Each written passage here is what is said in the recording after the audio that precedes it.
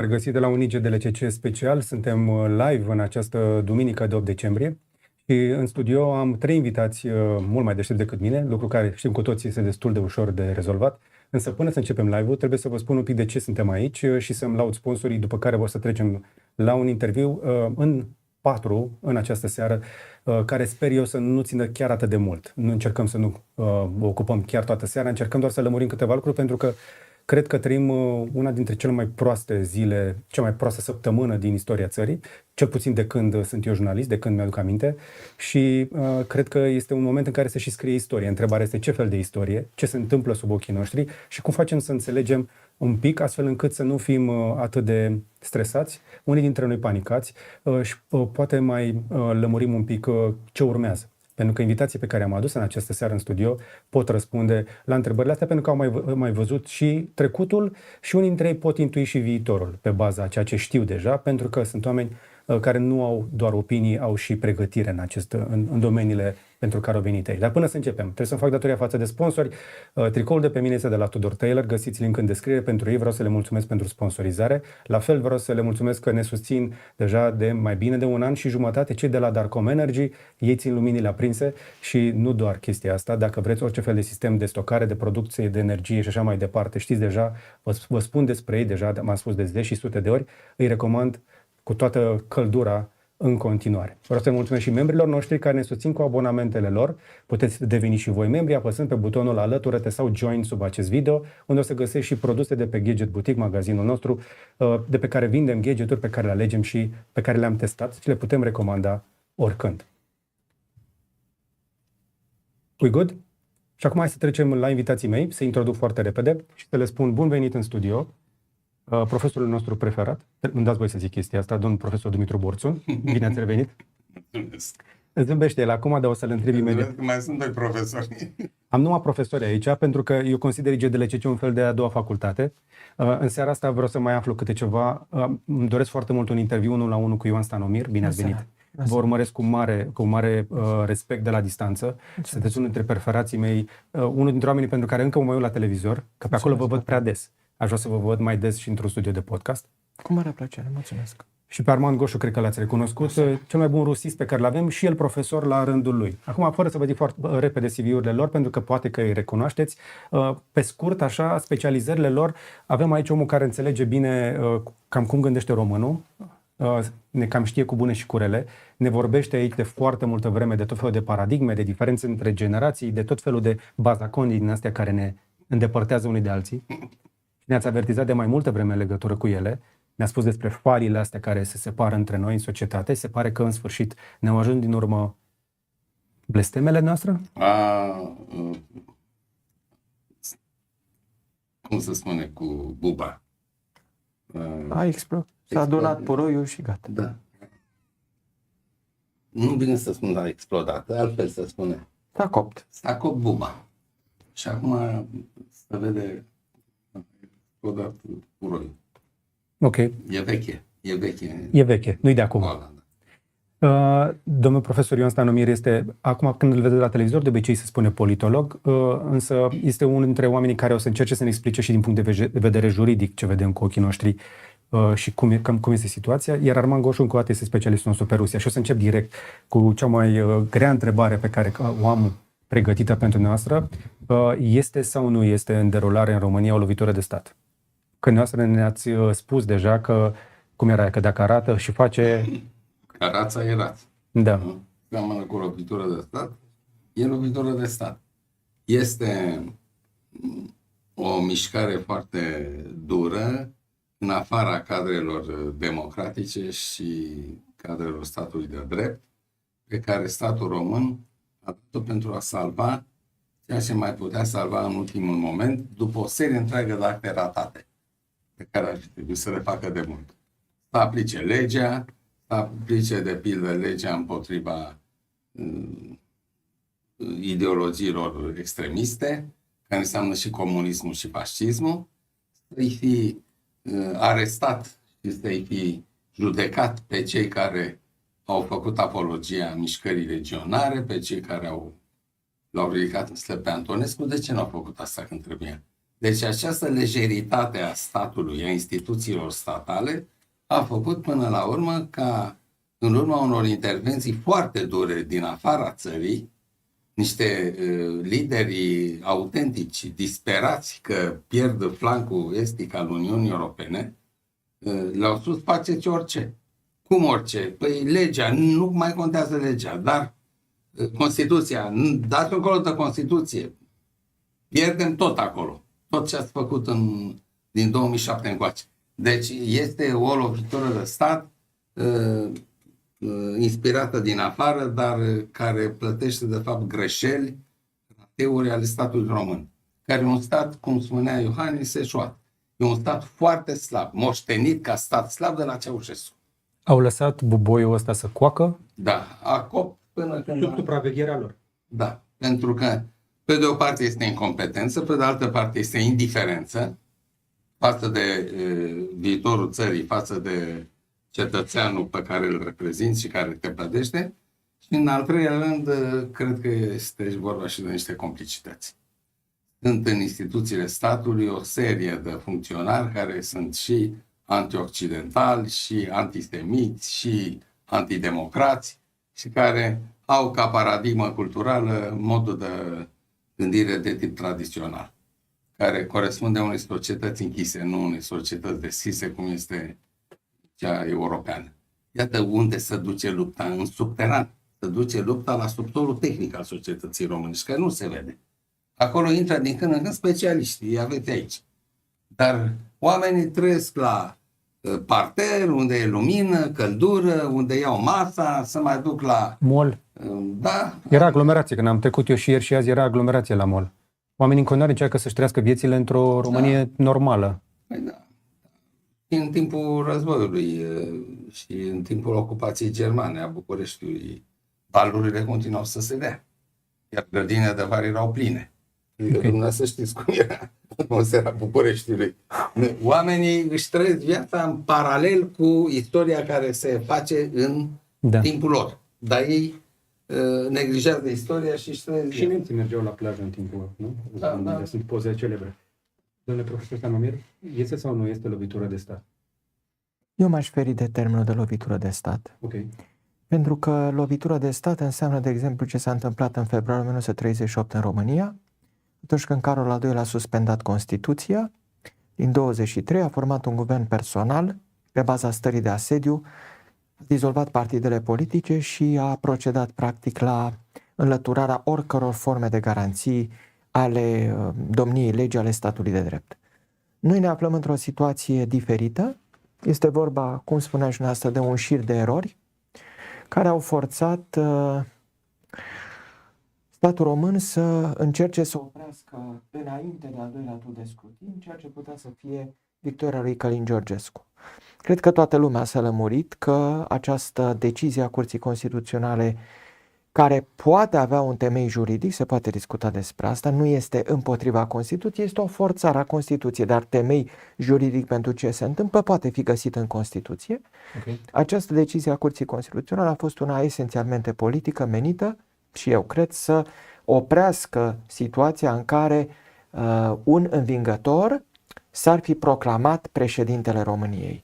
Pentru că atunci ar fi însemnat că singura modalitate prin care l-ai fi putut deposeda această calitate era să nu-i validezi mandatul de președinte. Asta ar fi putut face Curtea Constituțională, dar de-abia atunci am fi văzut oameni pe stradă.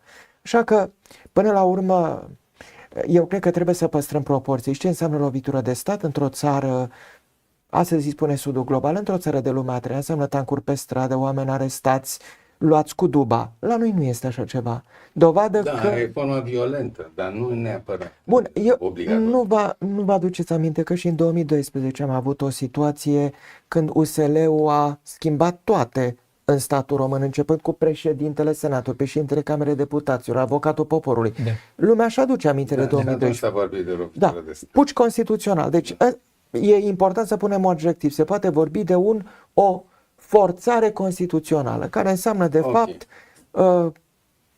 undă verde pentru Curtea Constituțională de a bloca nu un candidat, ci de a anula întregul proces electoral. Okay. Sunt de acord cu această reformulare. Așadar, suntem încă în interiorul incintei, dar am forțat gardurile.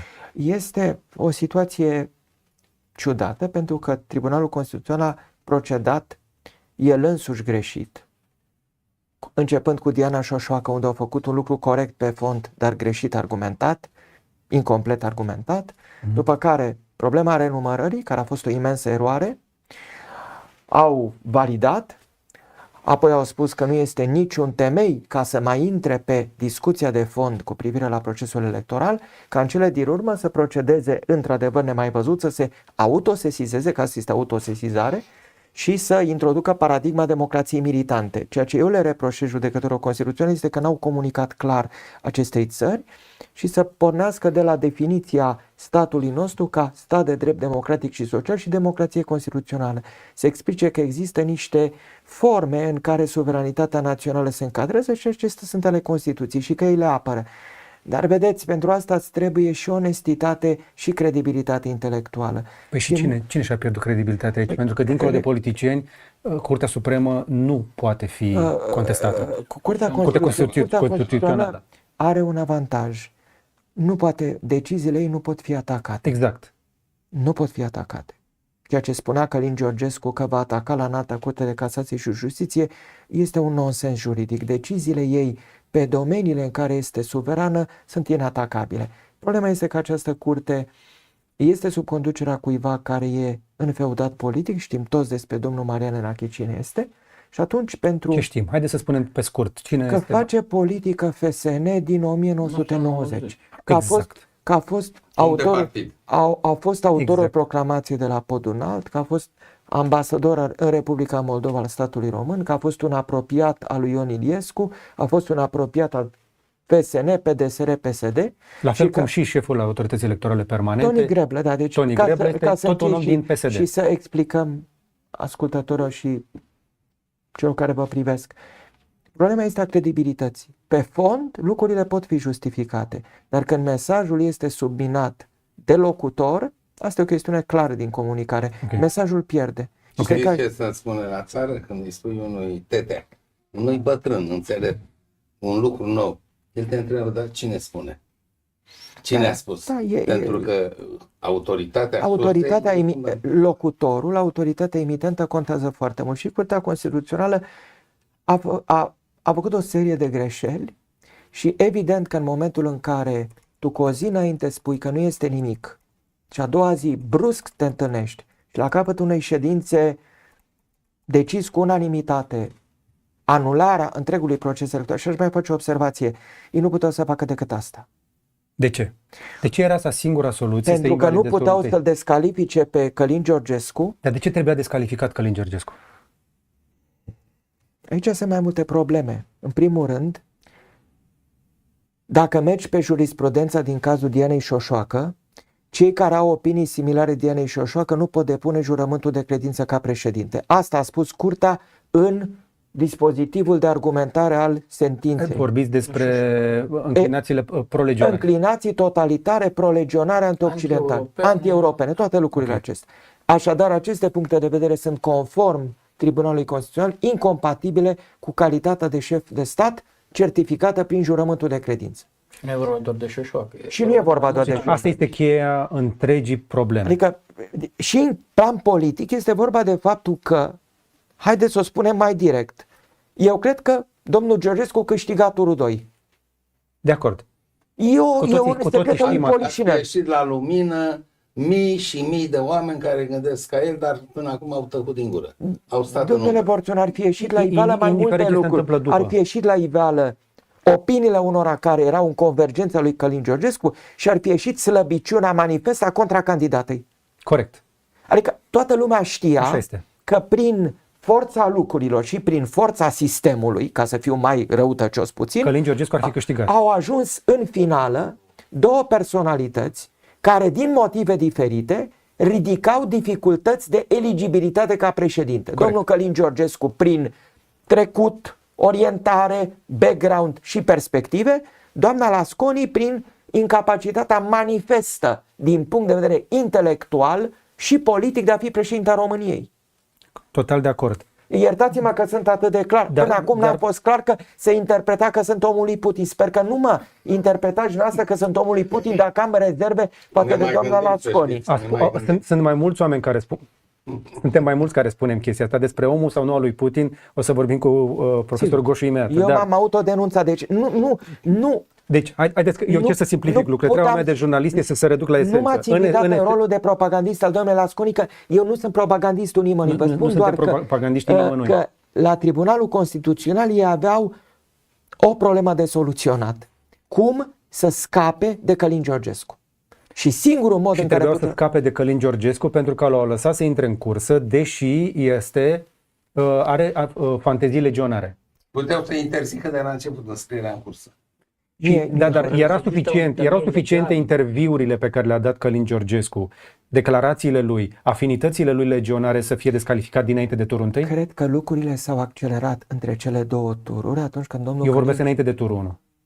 Înainte de turul, avea declarații. Înainte de turul 1 avea, dar era socotit util pentru ruperea acestor voturi. Asta e cheia. Pentru că PSD-ul l-a considerat pe Călin Georgescu suficient cât să rupă din voturile... și să-i permită lui Marcel Ciolacu să intre în turul 2 cu un candidat. Dar ceea ce spune și cu asta închei, că între cele două tururi, domnul Călin Georgescu a început să facă niște afirmații care ieșeau din zona nostalgiei legionare și treceau în spațiu geostrategic, geopolitic, respectiv evaluarea scutului de la Deveselu. Eu cred că în acel moment el a trecut Rubiconul. Acela nu cred că era în fișa de rol a candidatului Călin Georgescu. Deci intolerabil a devenit indezirabil. A devenit ceva mai rău pentru american în particular decât Victor Orban. Mai rău decât Victor Orban. În ligă cu Alexander Vucic. În acel moment, după părerea mea, cred că s-a întâmplat ceva, iar statul nostru, care este întotdeauna un stat atent la ceea ce îi se spune de către statele mai mari, iertați-mi cinismul, a intervenit. Nu suntem noi în miezul din buca de cocos. Da, că președintele României ne-a spus în alocuțiunea sa că a primit telefoane în ziua alegerilor. Bănesc că n-au fost telefoane private. Repet, asta ajungi când ai un președinte care nu doar că nu știe să comunice, nu vrea să comunice cu compatrioții săi. Îi disprețuiește. Cred că asta este verbul corect. Trebuie să ajungem și la a patra persoană din încăpere care mustăcește acolo, dar trebuie să vă adresez și noastră pe scurt întrebare. Putin, dânsul știu ce a făcut Putin. Da. E gen, are figura omului care știe datace. Exact. Toată ziua l-am văzut geană pe toate postările, m-ați alimentat cu niște chestii astea și din alea și din alea. Întrebarea directă este, credeți că este sau nu, încă o dată, lovitură de stat? E greu de spun momentul ăsta, dar eu cred că avem temeiuri serioase să mergem. Lovitura cui? Lovitură de stat? Lovitură de stat sunt cu tancuri și sunt fără tancuri. Da, asta e neapărat tancuri. Schimbă regimul politic. În România, în acest moment, eu nu știu dacă s-a schimbat regimul politic, asta rămâne să văd la următoarele alegeri. Pentru că sunt șanse mari ca regimul politic ăsta care a fost o democrație electorală se schimbe într-un autoritarism electoral. Ce s-a întâmplat în Rusia în primele 2 mandate ale lui Putin. Adică nu au voie niște băieți să candideze. Nu, Putin în 2003, 2007, 2008 a scos niște tipi. Dom'le, Limonov e antisemit, e extremist, îl scoate. Și la Curtea Constituțională e Bukovski. Nu, celebru, Vladimir Bukovski. În 2008 avem să candideze. Nu se terminau 2 mandate al lui Putin, a candidat Medvedev, unsul lui Putin și au încercat și alții câțiva să candideze. Și Curtea Constituțională și acolo a zis nu candidează, este extremist. Și la fel la partidele politice. Dacă ce va urma în continuare, nu? Pe baza precedentelor Șoșoacă. Șoșoacă nu candidează că are declarațiile unui candidat. Puteți fi dumneavoastră, poate fi profesorul Borțur.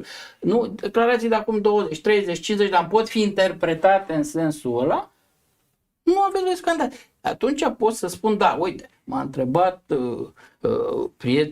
prietenul la podcast și s-a, într-adevăr, ok, dar cum se întâmplă descalificarea unui candidat? Pentru că dacă înțelegem că declarațiile oricărui român care vrea să candideze... Trebuie să fie clar. Nu poți combate Rusia cu mijloacele Rusiei. Pe logica Curții Constituționale, alegerile din America trebuiau anulate. Trump nu trebuia să aibă primul mandat. Alegerile de acum trebuiau anulate. A ieșit Biden cu FBI, a spus Chinese collision, Iran, Rusia, au fost documentate niște TikTok, niște campanii duse de GRU, știm și unitatea, știm și comandantul unității. S-a pus vreo secundă problema să anuleze alegerile americane acum? Nu. S-a pus vreo secundă problem să anuleze alegerile pentru primul mandat al lui Macron când a fost iar Russian collision în Franța. Adică Marine Deci Le Pen ai a fost susținut. 1200 de pagini, raportul Müller prezentat în Congres cu probe multe. S-a pus problema să anuleze alegerile americane?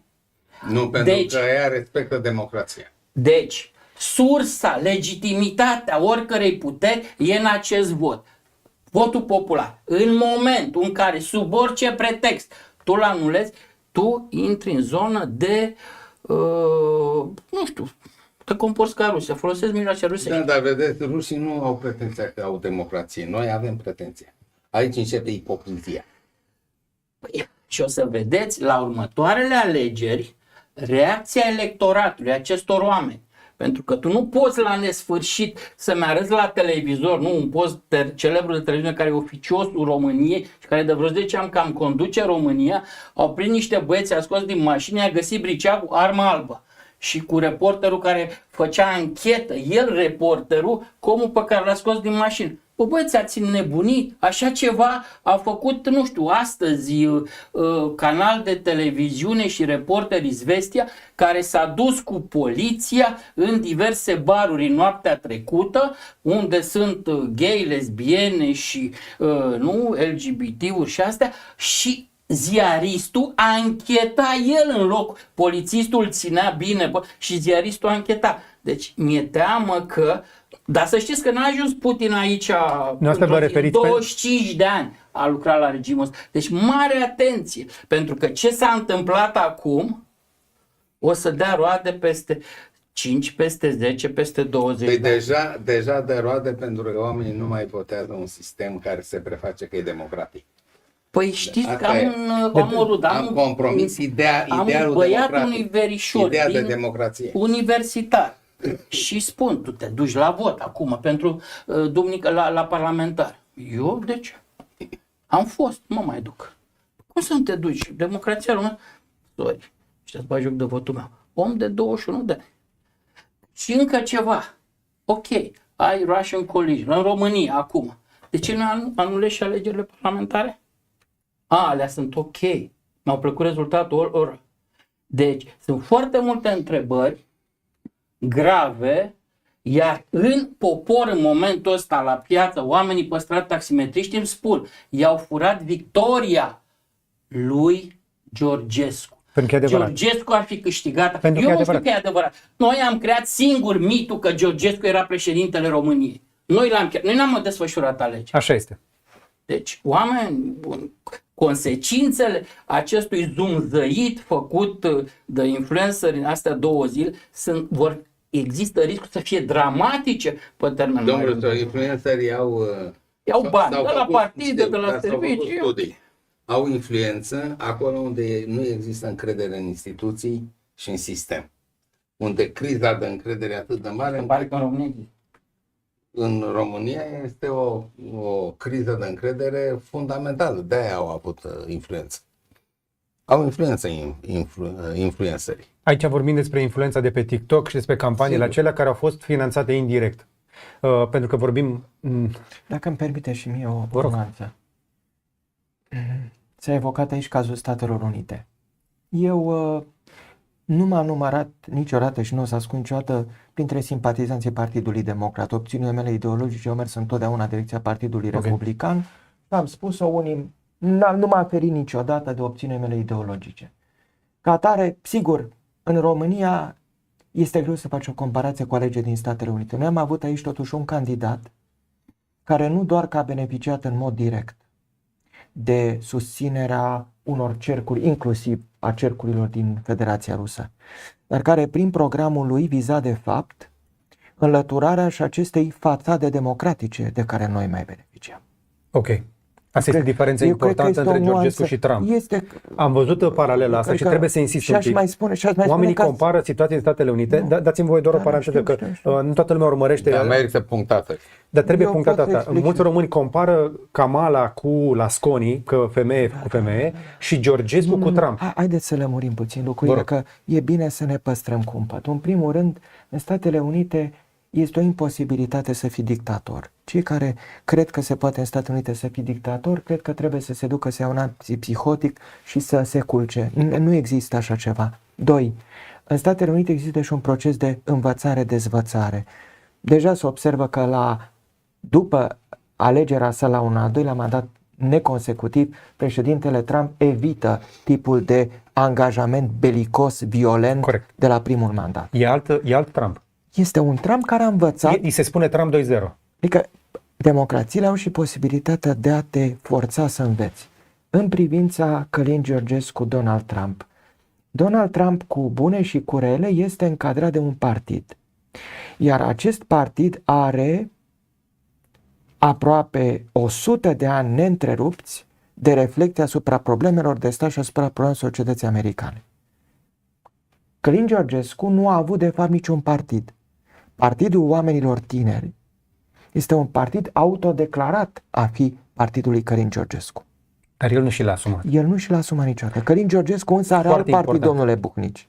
Are partidul care duce direct la moștenirea securității, la acele servicii de informații care, nereformate cu adevărat niciodată, au dus ele însele mai departe moștenirea securității din timpul lui Ceaușescu. Pentru că asta este problema. Despre Călin Georgescu sper că într-o zi să putem afla adevărul întreg, dar nu adevărul spus de influencer, nu adevărul spus de Mihai Gâdea, nu adevărul de la Antena 3, ci adevărul judiciar al statului nostru. Și nu atât adevărul judiciar, cât adevărul serviciilor care l-au construit pe acest domn. Pentru că el a fost construit probabil de Die înainte de 1989 și a asumat de Sie după căderea comunismului. Ne spuneți foarte scurt pe ce vă bazați, că noi aveți un pic de experiență în Mă domeniu. bazez pe faptul că domnul acesta a fost trimis înainte de 1989 cu niște misiuni, În 85. în 85. Îi las pe... Ai ieșit din țară cu serviciu, fără să fi fost securist? Asta, ascultătorii dumneavoastră care sunt oameni inteligenți, cam știu că nu trebuia să iei poleți la vedere, uneori îi aveai pe sub haină. Cei din Ministerul Comerțului Exterior, cei care făceau agenția Dună, Crescent și altele. adică profesorul Dan Voiculescu, ca să fim, n-avea, profesorul Dan Voiculescu avea epoleți în interior, nu pe afară. Eu am încercat Eu cred să că era merg. pe sub piele, direct. Eu am cerut pentru congrese internaționale să ies din țară, nu mi se... Nu, asta cred că trebuie spus foarte clar.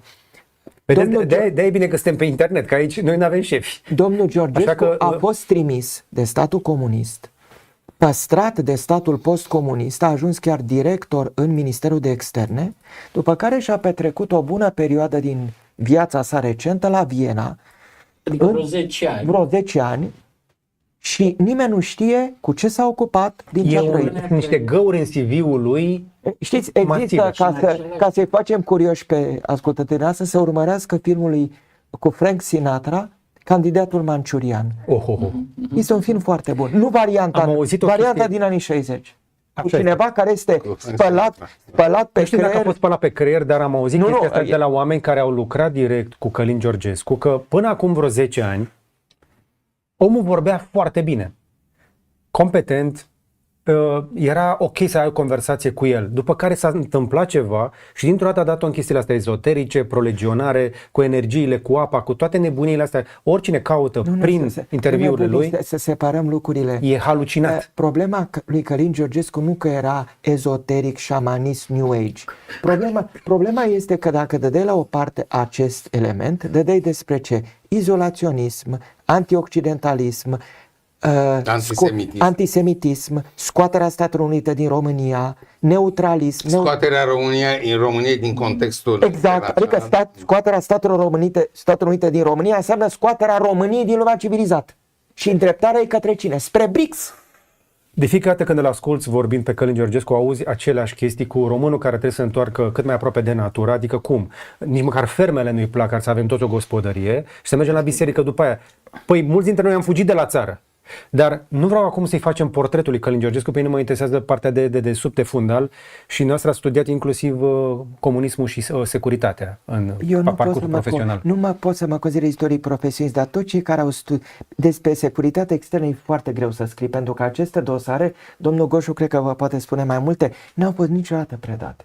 Greșesc? O mică parte. O mică parte. Deci nu este... Așa fel încât să nu prea înțeleg. Pentru că ei au considerat că sunt bunuri ale comunității de informație a căror termen de valabilitate se prelungește și după 90. Bun, atunci dați-mi voie să recapitulez pentru cei care ne urmăresc, că asta îmi place să simplific lucrurile, pe incompetența și pe corupția PSD-știlor cărora le-a convenit un Călin Georgescu pe post de iepure, că n-au crezut că poate să accelereze atât de tare. Și politicianismul lor.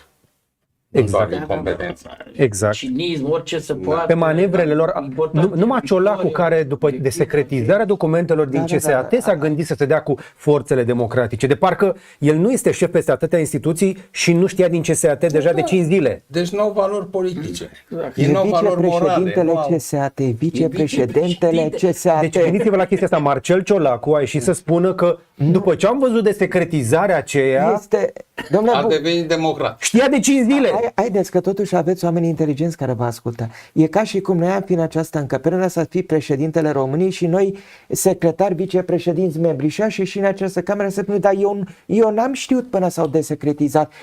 Tu ai participat la deliberarea pe baza unor documente secretizate. E firesc să fie documentele secretizate, dar într-un moment de forță majoră trebuie să le desecretizezi ca să explici de ce un om este scos din cursă. Pentru că altfel, într-adevăr, dacă nu explici, totul pare autoritarism electoral. Vedeți de ce au votat oamenii cu un om pe care nici nu cunoșteau? Din revoltă, din indignare și din scârbă. Pentru acești este reacția la oameni 10 ani de regim Iohannis, la comportamentul de-a dreptul insolent, Așadar, arogant al recapitulăm, plecăm de, egoism, lăcomie, de la toate astea. minciună, manipulare. Problema lor este că au lăsat să intre în turul întâi pe mâna lor, pe instituții pe care ei le controlează indirect, da? Deși domnul Toni Greblă se declară apolitic de 12 ani, el zice așa, eu nu am culoare politică de 12 ani. Pe domnul Greblă îl interesează cum îl scoate pe un președinte, pe un PSD sau pe un cineva. Atât. Pentru ei a fost vital menținerea acestei coaliții la putere. Da. Nu? Pentru deci că toate mesajele care au venit până în septembrie au fost Ciucă președinte, Ciolacu premier. Când au văzut că Ciucă nu decolează, au zis ok, mergem cu Ciolacu. PSD-ul are în spate o rețea. Și-au dat seama că nu crește. Singură, amintiți-vă, așa a apărut informația, că Hrebenciuc a revenit la metodologia lui 2000. Da? Da. Ce a făcut atunci PSD-ul? L-a scos în turul 2, a ieșit, a crescut și natural, dar l-au ajutat și ei, pe Vadim Tudor. Doar în fața lui Vadim Tudor, Ion Iliescu putea câștiga alegerile. Rețeta fusese aplicată cu o lună sau două înainte în Franța. Da. Cu Jacques Chirac și cu și cu tatălui Marin, cu Lionel Jospin și a ajuns Lionel Jospin și au băgat-o pe Le Pen în față ca să... Și acum au încercat ce să facă. Nu, trebuie lucrurile astea să fie reamintit, pentru că primim atât de multă informație și nu decantăm lucrurile. Ce e important începem să pierdem. Atunci, Curtea Constituțională a scos-o pe șoșoacă. De ce? Ca să crească Simion. Corect? Da. Curtea Constituțională e populată de o majoritate PSD. Excluderea ei este justificată pe fond. Pe fond, da, dar ce contează fondul? Contează forma aici. Contextul anulează justeța deciziei. Nu decolează Simion. Cu 2 săptămâni înainte, oamenii de la PSD văd în sondaje că a crescut Georgescu. Și ei se gândesc că de unde vine... Să-l ajutăm pe ăsta. Da. Și în duminica alegerilor, pe 24 noiembrie, a fost consemn pe rețele, toată presa a publicat. Au mers niște voturi la Simion, pe după amiază și-au dat seama că Simion nu prea, nu ridică. Și atunci au mers pe Georgescu. Ei n-au știut că Ciolacu ia atât de puține voturi că nu va intra în turul 2 și n-au crezut nicio secundă că Lasconi ia atât de multe voturi, că e un vot de protest care merge pe Lasconi și un vot masiv de protest care merge pe Georgescu. Sunteți de acord cu analiza asta? Da, s-au Așa dat ne-am cu trezit dreptul. în brațe cu acest Georgescu și cu partidele, ne mai- cu ne mai structuri. scapă ceva. Deci ei s-au jucat, ei și-au făcut-o cu mâna lor, acum prin Curtea Constituțională au transformat țara într-o glumă proastă și democrația română. Adică, domnul Buhnic, politicianismul ăsta cinic s-a întors împotriva lui. Ca un bumerang. Eu sunt de acord, dar în timp ce ei făceau socotelile astea, cineva se uita de pe margini și zicea, ia uite-mă pe ăștia, care, cum ăla? Și au început și i-au băgat niște vânt cald din spate lui Georgescu pe TikTok și l-au accelerat și mai tare. Pentru că, Da, știm, acel domn de la Brașov ne-a publicat. dar nu cred că a fost doar acel cine? boc pără. Pentru că genul ăsta de rici pe care l-am văzut prin rețelele sociale este imposibil de obținut doar cu 1 milion, nu-i de ajuns.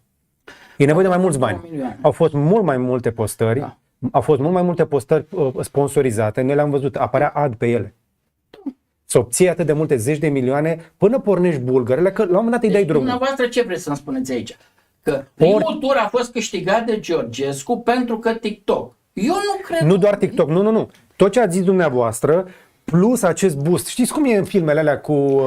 Boost. Dacă vă uitați pe numărul Fast de and the pe Furious, TikTok, i-a dat cu nos în ultima cineva, clipă.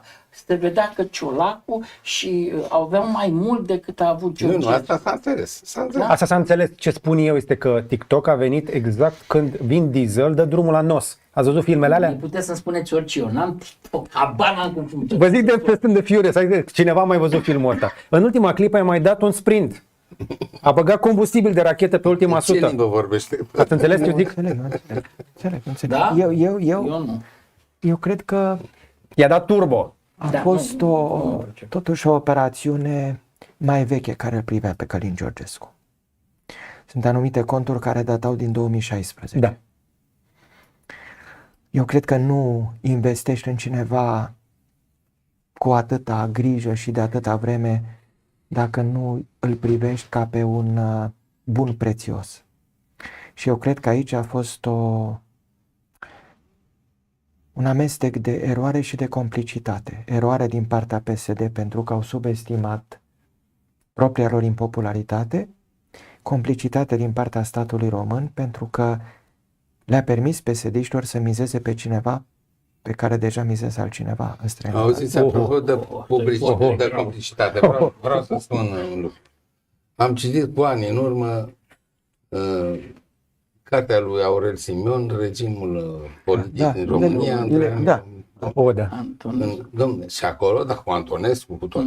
Este una dintre cele mai realiste prezentări istorice a rebeliunii legionare din ianuarie 1941. Ce spune Aurel Simion acolo? Că nu ar fi ajuns la București și nu ar fi ajuns să tragă în Palatul Regal dacă nu ar fi fost sprijiniți pe drum din mai multe puncte ale țării până la București de prefecți, de primari, de CFR, de șef de gară, care îi vedeau că urcă cu armele în tren și se făceau că nu văd. Deci să uitau în altă parte. La fel cum probabil Potra s-a aștepta ca la Snagov sau la Ploi să nu-l oprească nimeni. Da. Deci asta vreau să spun, până nu să-i schimbe numerele la niște structuri mai mult sau mai puțin statale. Bun. Care te sprijină, nu apuci să ajungi. E plauzibil scenariul dumneavoastră, dar în condițiile, dacă ar fi fost așa, vă spun eu de ce n-avea cum să fie așa. După ședința CSAT, trebuia să avem toate serviciile de capitate. La poarta Cotroceniului trebuiau să fie procuror Dicot cu cătușe și să-i vezi cum ies cu glugă pe cap și cu niște cătușe. Noi avem noi oameni ăștia. Eu nu vreau să fac o speculație. Constat doar că probabil în interiorul rezerviștilor și al comunității de informații de la noi a existat un sprijin pentru Călin Georgescu și că acest sprijin a fost convergent și cu ale unei puteri străine, pentru că la un moment dat interesele lor puteau fi convergente cu ale Rusiei. Da. Noastră spuneați de conturi de prin 2016, TikTok în 2017 se atrage atenția pe internet. Nu, TikTok e din septembrie 2016, dar Călin Georgescu nu a fost amplificat doar pe TikTok, el a folosit TikTok doar în ultima perioadă. Primele conturi care vorbesc despre Călin Georgescu, noi o vedem aici că eu am YouTube din 2007, sunt de prin 2016-2018, am primele comentarii cu Călin Georgescu președinte sau Călin Georgescu premier sau Călin Georgescu președintele nostru. Astea 3-4 cuvinte atâta umblau. Wow. Călin Georgescu, președintele nostru, era cel mai stupid comentariu pe care ajunsesem să-l șterg, că deja abuzau de clipuri de mașini și telefoane.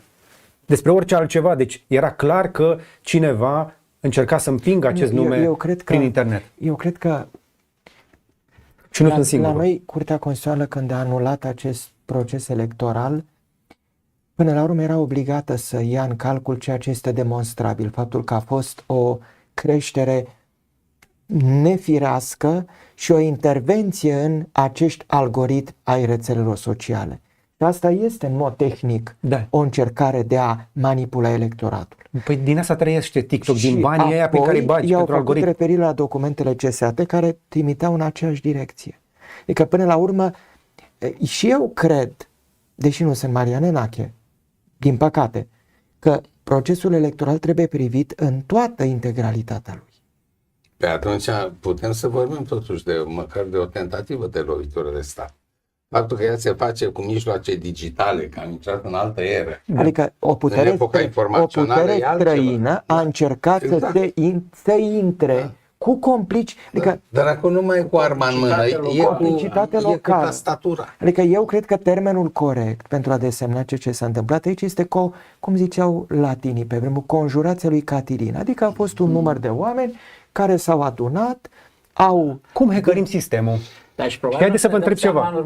Hai să vă dau, pentru că dacă să vă dau un argument. Capete, și atunci o să zici, da, domnule. O să vedem mai bine prin consecințe. Prin consecințe. Am întrebat internetul și am 4354 de voturi pentru următoarea întrebare.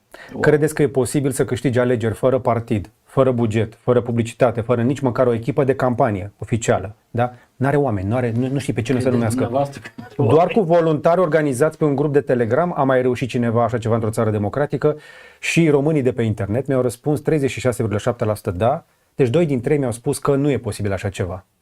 Adică din 4354 de oameni, 2 din 3 cred că nu e posibil să ajungi să câștigi turul întâi, încă o dată, fără partid, cum ați zis, da? Că diferența între el și Trump e că Trump are partid, are o comunitate de afaceri uriașă în spatele lui. Și este un om a cărui biografie cu bune și cu rele este cunoscută. La vedere tot.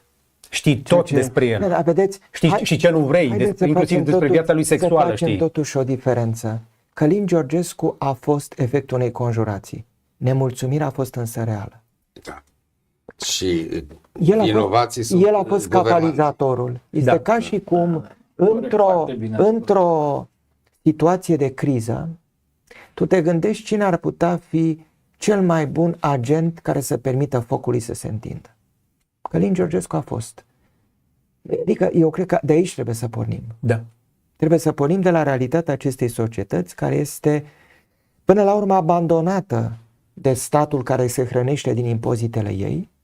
E abandonată și la nivelul celor care, de exemplu, sunt suprataxați și nu primesc nimic în schimb, și la nivelul celor care în sate și în orașele mai mici, mie nu-mi place formula urbanul mic. Nu există orașe mari și orașe mici, există orașe. Teoretic, în Mizil, Râmnicu Sărat, Focșani, Buzău, ar trebui să te simți la fel de bine ca în Cluj, în Oradea, Timișoara, Constanța, Iași sau București. Așa e în Elveția, așa e în Germania. Adică Statele Unite nu e o dramă. Nu e ca la București, dar nu mai este chiar atât de rău. Povestea cineva, da, eu știu, dar percepția este că dacă trăiești într-un oraș mai mic, ai mai puține șanse, de exemplu, de a-ți salva sănătatea. Dar așa e peste tot. Și în America nu ai spital în toate orașele mici.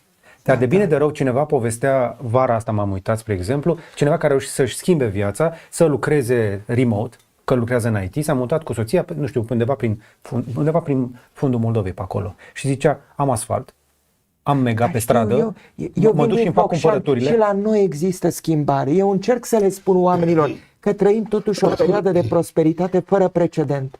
Dar problema este de percepție. Iar când tu ai un prim-ministru care declară cu seninătate, cu ghilimele de rigoare, că a făcut o aroganță că s-a urcat într-un avion privat.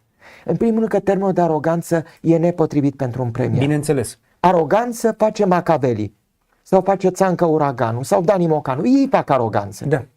Un prim-ministru nu Pentru poate că este face jargon. Este jargon. Și jargonul e din lumea lor. E jargon. E jargon din întâmplător, lumea de maneliști. Eu urmăresc lucrurile acestea și le înțeleg. Dar de el se dă popular cu am fost și o aroganță. Nu te dai popular, că nu ești credibil. Dani Mocanu e Dar credibil. dumneavoastră vă permiteți o aroganță cu un avion privat? Eu în primul rând nu-mi permit să spun în public că fac aroganță. Că aroganță pentru noi ce Dar înseamnă? dumneavoastră nu mâncați covrici și nu mâncați de la Mec ca să fiți popular. Nu l-aș condamna pe Mateu Ciolacu că a mâncat covrici. Eu sunt de acord. Eu dar- cred că nu e rău dacă... Da, de la vii din covric Buzău, la avion privat. Asta este problema, că el și-a construit o imagine care s-a prăbușit, s-a fărâmat. Noi încă așteptăm, apropo, facturile și chitanțele alea pentru zborurile alea. Hai că ni le dă. Bine, noi așteptăm și diploma de bacalaureat. Hai să o lăsăm. Ce mai așteptăm? Mă? Diploma de bac, biletele de la Nordis. Dar să știți, ca să-l completez pe colegul meu, Mateu Ciolacu cred că va câștiga ce și-a dorit. Nu cred că își dorea să fie președinte, dar își dorea să fie prim-ministru și va fi. În decembrie va fi prim-ministru. Nu știu dacă mai țineți minte episodul. Nu cred asta, eu nu vreau. Eu nu vreau să cred că îl vom avea tot pe Ciolacu. Țineți minte? Poftim? Iertați-mă. Când și-a anunțat candidatura la prezent. Era cam trist. Era trist. victimă. Da. E ca El se și, simțea ca și cum în asta ți avea o casă frumoasă și eu v-a spune, vă îmbun la Palatul Cotroceni. N-ați să disperat, v-ați spune, și casa mai frumoasă, de la Palatul Cotroceni nu ajung. Da, eu mă simt bine ca Toți să... predecesorii lui au candidat, au pierdut, au fost manziliți. Eu, domnule Buhnici, îndrăznesc să fac un pariu cu noastră, nu aroganță că nu-mi permit. Eu pun un pariu așa, metaforic vorbind, că Marcel Ciolacu va fi viitorul prim-ministru. Nu se poate să nu fie.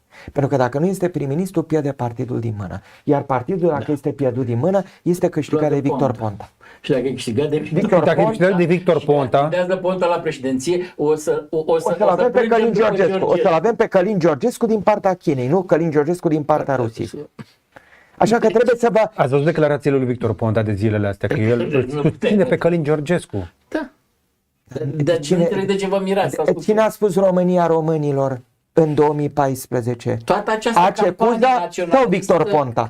Corneliu de la Codreanu sau Victor Ponta? Ion Antonescu sau Victor Ponta? Toți trei. Iată-te. Deci Victor Ponta are în ADN-ul lui național-socialismul. El este un politician național-socialist, demagogic în plan social, etnicist în plan politic. Ce este atât de greu de înțeles cu Victor Ponta? Ce e atât de greu? Dar în afară de Ponta nu mai există altcineva în PSD-ul? Și Gabriela Firea este în acea zonă ideologică. De ce trebuie să ne salveze pe noi tot PSD-ul? Pentru că a luat cele mai multe voturi. Dar nu Unde e are majoritate? majoritate. Nu putem face majoritate fără ei. Vedeți. Eu nu știu. Este nu e un partid politic, sau în fine, e partidul administrației. E partidul stat. Partidul stat. Mai mic, dar totuși cel mai important. Asta am moștenit de la Ceaușescu. Este PSN-ul, adică Asta e simbiotul ăla pe care dacă îl scoți, omor gazda. Da. Unde ai toată birocrația comunistă, toți oamenii care conduc, care controlează. E ca în Star Trek, știți cu aia cu simbiotul, dacă scoți simbiotul, Borgii. ăla e. E, vedeți, pe mine, eu am o gamă culturală deosebită, de la Dani Mocanu la Borgi, cred că mă puteți întreba o mulțime. Asta cu Fast and the Furious nu v-am prins prea bine. Dar să știți că pe Vin Aia Diesel când i-a dat știți. nos. Da, asta este. Nu știam limbajul, dar ideea, da. i-a dat- Să dea un turbo, așa. Exact, Asta e i-a dat tot. un turbo. Marcel Ciolacu va fi. Ce credeți că i-a promis și Elena Lasconi în schimbul sprijinului? Tot prim-ministeriatul. Ce credeți că va face Claus Iohannis în aceste 3 luni în care va mai fi președinte? Va pune un guvern ca Marcel Ciolacu să nu mai poată fi dat jos decât de Parlament, ceea ce e improbabil. Pentru că în momentul în care intră în Parlament, o parte din aur și din pot vor începe să dezerteze. Deci următorii Pentru că o bună parte Cum s-a din întâmplat și aur, la PPD de pentru că Partidul Andrei Diaconescu. o bună parte din aur sunt Conservele PSD. exact. Pentru că Ponta a fost întotdeauna puntea de legătură cu aur. Lună, vor trece în cina 3-a lună, vor trece în 6 Într-un fel de UNPR, da. Deci exact ce Și vor crește majoritatea. Adică PPD-ul. eu nu înțeleg Păi și de ce atunci îi sunteți judecăm pe supărați. oamenii Eu nu ăia? înțeleg de ce sunteți supărați. S-a spus salvăm democrația. Am salvat-o. Îl vom avea pe Marcel Ciolacu președinte. Încă patru Doamne ani. iartă-mă. Poate și președinte, premier. Președinte. Poate și președinte, deocamdată premier. E o tragedie. A căzut cursul, s-a întâmplat. O să rămânem cu răsculat borgii în România. Sunt tare curios dacă ne spune BNR-ul câte miliarde a ars pe aventura asta. 6, a spus 6. 6 miliarde de euro? 6 miliarde De ce anume? de euro ca să țină, Ca să țină cursul sub 5. La casele de schimb a sărit. în câteva zile. Acum semnalul democratic. La ce deficit avem noi acum la PIB, la bugetul 6 Dar miliarde nu la credeți curs? că Uniunea Europeană și partenerii noștri vor privi spre deficit ca mai puțin important decât salvarea democrației? Că mai faci un pic de deficit, nu contează, că oricum deficitul se rostogolește. Nu e o problemă. Să că vine în criză în 6 luni de zile, să vă văd cu firma ce faceți în Toată 6 lumea, luni. toți invitații, toți candidații la prezidențiale, aia puțini care au De venit fapt, aici, asta nu vrem accepta toți mi-au cu- recunoscut că 2025 va fi criză. Toată lumea îmi spune același lucru. Nu am avut un om aici care să-mi spună că e optimist în legătură cu 2025. Un pic conețiu, dar puțin. leu, o să fie. Problema o să este fie să urât. plătească pensiile și salariile. Dacă ar fi fost ales Călin Georgescu, criza ar fi căpătat alte dimensiuni pentru că ar fi fost ceea ce ei numesc capitalul străin. Ar fi dispărut. Și fără el, mi-e teamă că n-am fi avut pensii, salarii, n-am fi avut nimic. Așa vom avea poate... Cum adică? Păi dacă le luăm noi banii de la companiile alea străine, nu rezolvăm toate problemele aici? Ne le naționalizăm. Le naționalizăm? Nu trebuie să le naționalizăm? Da, ei folosesc un limbaj care nu e acceptat de Constituție. În Constituție nu există naționalizare, există expropriere. Nu există Și ca să exproprieze să le dai banii. 120 de miliarde pentru companiile alea care dețin active în companiile românești. De unde le dai 120 de miliarde? De unde iei? Bun, dacă vrem să intrăm cu totul în paradigma rusă, E oblig să vândă cu un invit să euro. aleagă între a vinde bine sau a dispărea. Și asta, o opțiune care nu poate fi Mai refuzată. cădele. Din Nu au stat, s-au mai gândit după un an. Haideți că avem tribunale de arbitraj, noi suntem în zona în care Știu. nu scapi de ele. Nu, dar te Nu, dar cu falimentezi. asta nu te joci, să blochează finanțarea europeană. Gândiți-vă, noi la buget, calculăm bugetul cu miliardele din PNRR.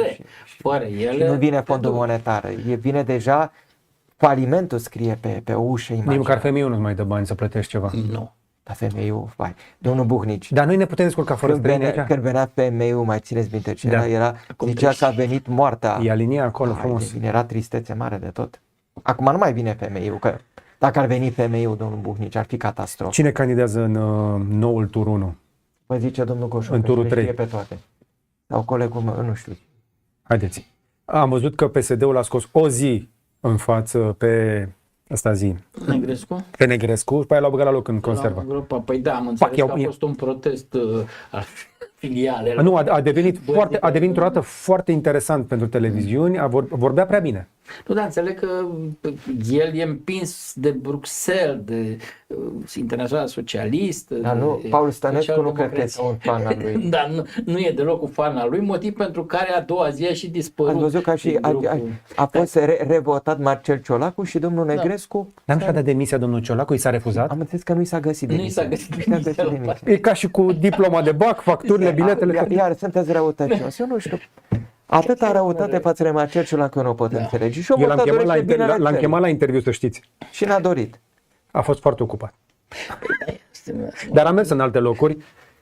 Apropo, suntem la concurență. Sunt 5-6 de oameni cu noi care aleg să se uite aici, în loc să se uite la un interviu de mare angajament. Unde credeți? Pe realitate. Cine credeți? Georgescu. Iar Îmi omor singur audiența când spun este chestia Călin asta. Georgescu pe realitatea? Dar Pe unde seara votului. altundeva? Pe seara votului, prezent. Nu, asta dovedește încă o dată că mass media și unele televiziuni, aproape toate, sunt partea sistemului și au contribuit enorm la Ele criza l-au- democrației și ele l-au și creat. și la prăbușirea păi, de dragul audienței, adică de dragul banilor, Da. sunt în stare să facă orice. Au transformat dezbaterile electorale în circ, în bălăcăreală de asta reciprocă. În non-dezbateri. Da, care l-a făcut pe nepotul noastră să spună că n-are ce căuta la vot, pentru că n-are cu cine vota, în non-dezbatere. Era unul dintre candidați care avea un proiect de țară, publicase o carte, da? John. Nimeni nu a vrut să discute cu el pe tema asta, L-au tocat. fiindcă ei nu aveau. L-au tocat cu familia, cu Vanghelie. natul, cu Vanghelie, cu ceasurile, numai ca să nu ajungă la ideea de proiect de țară, de viitor al României și așa mai departe. Deci, iar televiziunile făceau dădeau concurs la toată circăraia asta pentru că se bucura de audiență. Urmăreau cum urmărește domnul Bucur. Mai chiar nu-mi dau seama câtă audiență au aceste televiziuni, pentru că înțeleg că multe să-ți bată între 0,5 și În ultima vreme cu Georgescu, realitatea Da. rupe norma. Au ajuns și la Radio România Actualități să-l invite pe Georgescu, tot de dragul doar de audienței. dragul audiență. Până acum, faptul că este invitat acolo este și o formă de a prelungi un experiment care s-a încheiat. Ziceți? Oh, da. El este încheiat. În momentul Da. de față, statul român nu-și mai poate permite să mai recicleze, să mai continue aceste Ce o să experimente. facă cu Călin Georgescu statul român? Nu se întâmplă nimic. Asta la vot o să e bun de... Îl bagă la loc îl în mai congelator? poți, îl mai, Nu cred că mai îl permit pui să mai în candideze. vitrină. Nu Nu, cred să nici candidezi. Dar el e bun tot timpul, de spus în vitrină, Nu, de nu, nu, speriat. nu va știu. mai- Călin Georgescu președinte în comentarii? Nu îi se va mai permite să Nu cred candideze. că... Desumflată minge. Dar eu nu-mi închipui să văd audit la SIE sau anchete la MAE, să găsească... Dar umblau documentele informații de alea genul cu ăsta el, că cu sunt, numele că și-ar omului. fi depus demisiile șefii acestor servicii, nu știu ce șef are SRI, că n-au de un an jumate, E Dar- Sunt operativi. de doar fapt. operativi, Asta- că și-ar fi depus demisiile, dar că s-a amânat luarea unei decizii până se rezolvă situația, că astăzi de dimineață au avut operațiuni speciale de i-au săltat pe ăștia din Păi este trafic cu Ministerul de arme. Interne, e altceva. Stați puțin. Nu cred că Ministerul de Interne a oprit la întâmplare niște mașini în Domnul trafic. Bucnici, apropo de ăștia săltați. În mai multe este județe. cunoscut, SRI, un rapoartele lui spune că nu reprezintă niciun pericol. A fost menționat un nume de o persoană care umbla în curtea facultății noastre, pe un vechiul sediu, încă mai regionar. Avea vreo 2-3 studenți acolo. Studenții Încă mașă de regionar. încă mă culp. Șerban Turu. Domnul Soru, da. Era păstrat. La un moment dat, nu știu, decanul sau i-a spus, domnule, ești din curte. Și omul se plimbă și aștepta, iar băieții ăia știu sigur că unul dintre ei mi-a cerut recomandare să angajeze la SRI și a fost angajat la SRI. Vorbim de istorie de acum 20 de ani sau aproape 20 Domnul de Goșu, ani. ați vorbit din ori de cei 10 ani petrecuți la Viena de domnul Georgescu și dumneavoastră a spus. Nu, e acea Viena despre care se spune că e placa turnantă a spionajului european? Rămâne de văzut. E E Nu, tot aici Viena. este- Viena Vorbim unde despre a fost bucata aia din Sibiu. spânzurat fratele lui Nicolae Ceaușescu, Da, Marin Ceaușescu. Marin Ceaușescu. Bun, acolo erau bani, acolo era placa donată a securității. Dar în același timp, Viena, pentru că Austria e neutră pentru că s-au Este retras un sovietici. teren ideal. Acolo a fost placa donată a securității. După Berlinul de Est, sovieticii s-au mutat cu operațiunile în Viena. Și Viena este până astăzi una dintre cele mai, locațiile cele mai importante. Adică de vreți să spuneți că este operațiuni un avampost FSB, GRU? nu FSB, este SVR și GRU. Dar asta nu e niciun detaliu, asta e lucruri cunoscute de un student care îmi vine la examen. Nu, eu am spus- De mine nu, de mine nu. Este Nu este o că chestie statul publică. român trebuie pentru să cei care explice ne... ce s-a întâmplat. Eu am poctat pentru cei care ne urmăresc. Auziți, dumneavoastră. la televizor n-am auzit de Ne chestia mai asta. gândim și la ei. Eu nu am auzit să se vorbească public despre faptul că dacă te învârți pe la Viena și faci chestii de genul ăsta, sunt șanse mari să dai nas în nas cu agenții Rusiei. Bun, am vă spun și mai multe. Ai o parte din... sunt suspiciuni privind contrainformațiile austrieci. Ai cazul lui Grosev în care ai un ofițer de Care au informații, spionat de pentru contraspionaj ruși. austriac, care spionează pentru FSB pe bani. Deci e vorba de spiona statul, familia lui Cristo Grozev, cel care este Bellingcat, autor anchetelor privind Nu, adică spionaj. statul austriac în sine este un stat care s-a dezvoltat până la urmă și în simbioză cu Uniunea Sovietică, respectiv cu Federația Rusă. Toată lumea, ca să fiu puțin răutăcios, le admiră standardul de viață, eleganța, aceasta nostalgie Strauss, imperială. Schnitzel, Da, dincolo. Bucuria de a trăi. Dacă dai dincolo Mozart, Kugel. dincolo acest de nivel glamour de Sisi, de Romy Schneider și de alții, dai de niște oameni odioși care au făcut trafic cu informații, trafic cu oameni și care au stat alături de sovietici și după aceea de ruși. Și ne-au ținut în afara Schengen până inclusiv azi. Noi încă suntem în afara Schengen pe mâna austriecilor. Eu aș vrea totuși să introduc o nuanță, ca să nu pară, Marcel Ciolacu are păcatele lui. Dar din păcate, în contraselecția asta teribilă la care asistăm, nu putem spera la valori, putem spera la pericole mai mici. Din acest punct de vedere, Marcel Ciolacu este, dat fiind contextul, un pericol mai mic. Cred că asta trebuie să înțeleagă cei care vă privesc. Până nu Și se să scoală nu se- dintre cei care ne urmăresc oameni care să intre în partidele astea, Acum să intre în partid. Simplu. Nu e ca și cum ai intra, deschizi ușa, am văzut, vreau să mă așez. Nu, ușile ți se deschid. Partidele Ești selectează oameni. Este un pic ca în servicii de informație. Nu? atunci un alt partid, apare un alt partid. Dar nu vi se pare că au apărut Și- partide noi? AUR nu este partid nou, Federație de Partide. Partidul Oamenilor Tineri nu este nou. SOS România nu este un partid nou. Atunci încă unul, făcut de niște oameni mai de Doamne ajută, niște oameni spălați, niște oameni de la oraș, niște oameni cu facultate. Niște oameni, Sunt și Dar de nu- partea aceasta. dar nu Sunt- intră. să nu lași să intre în partid oameni fără studii superioare, să zicem, nu știu, fac aberez acum, Cine și este, măcar un după studiu, părerea mea, o între evaluare psihologică. vinovații politice în acestui moment, Partidul Național Liberal. Partidul Național Liberal, prin această aservire totală față de Claus Iohannis și Contraselecție. contra selecție, a ratat o șansă foarte importantă. El putea fi un partid popular, creștin-democrat conservator, care să ofere celor care au o sensibilitate conservatoare, tradițională, o modalitate de manifestare. Dar ei au eliberat terenul și pe acest teren eliberat a apărut AUR. Mai întâi AUR și după care Călin Georgescu, pentru că trebuie să înțelegem că e o diferență de radicalizare și de demagogie între AUR și Călin Georgescu. E un pas făcut mai departe.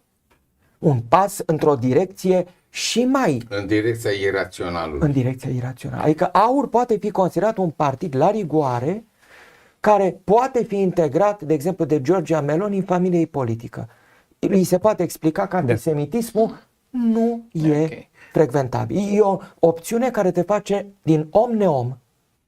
Călin Georgescu. Deja, Din creștin, necreștin. Adică te dezumanizează. La George antisemitism. Simion poți să vezi că e capabil de un Simion 2.0, chiar și 3.0 dacă îl lași un pic. Noi suntem deja cu un Simion 2.0, pentru că Simion de astăzi nu mai e același cu Simion de acum Corect. 4 ani, limbajul e Dar nu- altul. Problema e că electoratul, din cauza ce s-a întâmplat, mai ales în politică, pentru că Ion Stănămiră are perfectă dreptate, românii n-au trăit niciodată mai bine ca acum.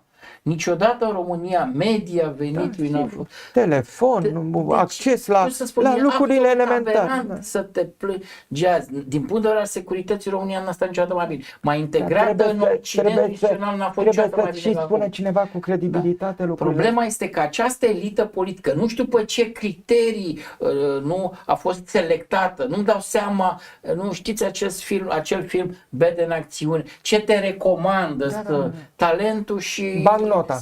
S-au selectat unii pe alții. Asta cu contraselecția, noastră vorbiți de mult foarte despre gravă, ea, să domnule știți. profesor Stanomir. Aș vrea să reveniți odată doar pentru discuția asta despre Contraselecție contraselecție. este simplu, uitați-vă la PSD. PSD-ul a pornit cu Ion Iliescu, cu Dan Marțian, cu Alexandru Bârlădeanu și cu Corneliu Mănescu. Așadar, cei pe care îi preluase din regimul comunist. S-a trecut la Adrian Năstase, care era tot format în regimul comunist, un om ceva mai snob și mai prezentabil. S-a trecut după aceea la ce? S-a coborât Victor Ponta, după care cine? Liviu Dragnea, Viorica Dăncilă și acum Marcel Ciolacu. Și a spune că Marcel Ciolacu este mai puțin toxic și decât Viorica Dăncilă, și decât Liviu Dragnea, și decât Victor Ponta. Absolut. Cu siguranță. Este mult mai puțin Deci toxic. este pe o revenire PSD-ul acum. Ce mai? Mediocritatea, mediocri. atât de mediocri, Încât atât nu de, mai- așa, încât e mult mai bine pentru Ok. țară. Păi, deci, Pentru că au capacitate mult mai mică de a produce face rău. daune, de a face eu rău. revin la întrebare. Turul 1 2.0, ca să zic așa, cine intră în turul 1 2.0? Luați-l în calcul în afară de Ciolacu. Cred că trebuie să rămână Ciolacu în discuția noastră, pentru că dacă el își consolidează, nu își reconsolidează poziția în PSD, condiția să rămână premier, da? Va trebui să candideze la alegeri. Sau nu. Sau să facă Sau o nu, vorbă, sau să nu. zică salvăm țara Salvăm printr-un de extremism candidat. și facem un candidat unic al acestei coaliții din Nu, Parlament. personal, nu cred că el se va mai prezenta la Se scrutinul poate, prezidențial. aici Ok. s-ar putea că- PNL-ul a tras frâna de mână ca Vin Diesel și merge cu Bolojan. Nu știm. Pentru că am văzut că se discută și de Nicu Șordan pe dreapta. S-ar putea să fie asta, Nicu Șordan mi se pare o soluție interesantă și atunci tu să revii la dreapta, stânga, E centrul greu asta, stânga. pentru asta trebuie Dar asta înseamnă să regândești complet peisajul, sigur. designul politic în România. Și da. După Păi epoca da, în Iohannis. 3 luni se poate întâmpla orice. Se pot întâmpla multe, dar în același timp forțele care militează pentru menținerea acestui duopol sunt atât de puternice încât și au așa televiziuni în spate, încât e greu de imaginat. Am stabilit deja că televiziunea nu mai contează, sunt peste 6.000 de oameni care se uită aici. Politica acestui guvern e făcută la televizor de 10 ani. Un anumit holding și umple Tocmai ce am stabilit că televiziunea nu mai are atâta forță. Și a spune eu că în următoarele 3-4 luni până se va alege președintele, realist vorbind și sincer, cred că noi ar avea nevoie de un pic de stabilitate. Stabilitate și transparență. Stabilitate Îi se spune economică. Batista pe țambal la români. Nu, îi se spune altfel. Stabilitate, să nu avem o cădere a cursului, să nu avem o prăbușire a monedei naționale și transparență, să vedem și noi ce se întâmplă cu aceste anchete. Ar fi șansa clasei politice să mai recupereze. Chiar cu Marcel credibilitate. Ciolacu, prim-ministru, oamenii ar fi poate dispuși să acorde o șansă în schimbul unei transparențe. Nu, haideți să vă spun cum ar putea face. Ne ascultă niște oameni, da, câteva mii acolo. Dacă nu ar fi atât de mult egoism și lăcomie la nivelul clasei conducătoare, s-ar face așa. S-ar face o cercetare la nivel național în care s-ar întreba ce ar trebui să facă un președinte al României. Adică un portret robot. Un portret robot se numește studiul de rol prescris. Da. Obligatoriu. Ce trece de 50% eșantion devine obligatoriu și devine profilul acestui. Pe urmă, iei niște personalități care sunt pe țeavă, cum ar fi Nicu Șordan, cum ar fi Marcel Ciolacu. Bun. Și le faci studiul de imagine. Cum sunt ei percepuți de majoritatea românilor? Tot ce este trecut de 50% intră în nucleul imaginii. Și până vezi care este mai aproape de rolul prescris. Și suprapui, practic. Suprapui și zici, ăsta e mai aproape. Cine poate fi Vin Diesel? Timp în 2 luni de zile. Să-l profilezi. Ar putea câștiga alegerile în România PSD cu Victor Negrescu? Nu, pentru că nu sprijină baronii. Dar dacă s-ar pune baronii în spatele lui. Dar baronii PSD nu să-l voteze. Dacă s-ar pune baronii în spatele, să spună, uite, am înțeles, îl luăm pe Ciolacu, îl trimitem pe banca de rezerve, am înțeles ce ne-au spus românii, facem un pic de curățenie pe aici. Uite, ia-l pe Negrescu. Da, dar nu înțeleg ce le spun românii. Să vă spun de ce, că ei sunt incapabili să se vadă din afară. Știți cine se vede din afară? Un om care are o instrucție și o Cred că cultură. Negrescu este un produs de la început gândit pentru export. PSD-ul a avut tot timpul problema cu relația cu Internațional Socialist. pentru Bruxelles. Doar pentru Bruxelles. Gândit pentru... Deci a fost Să vă dau și un argument. A fost absolut dumneavoastră. Domnul Negrescu este un om care are toate atributele unei persoane europene civilizate. Chestiunea este că acest vot de protest indică și o direcție a electoratului nostru, o direcție care nu merge în direcția progresistă.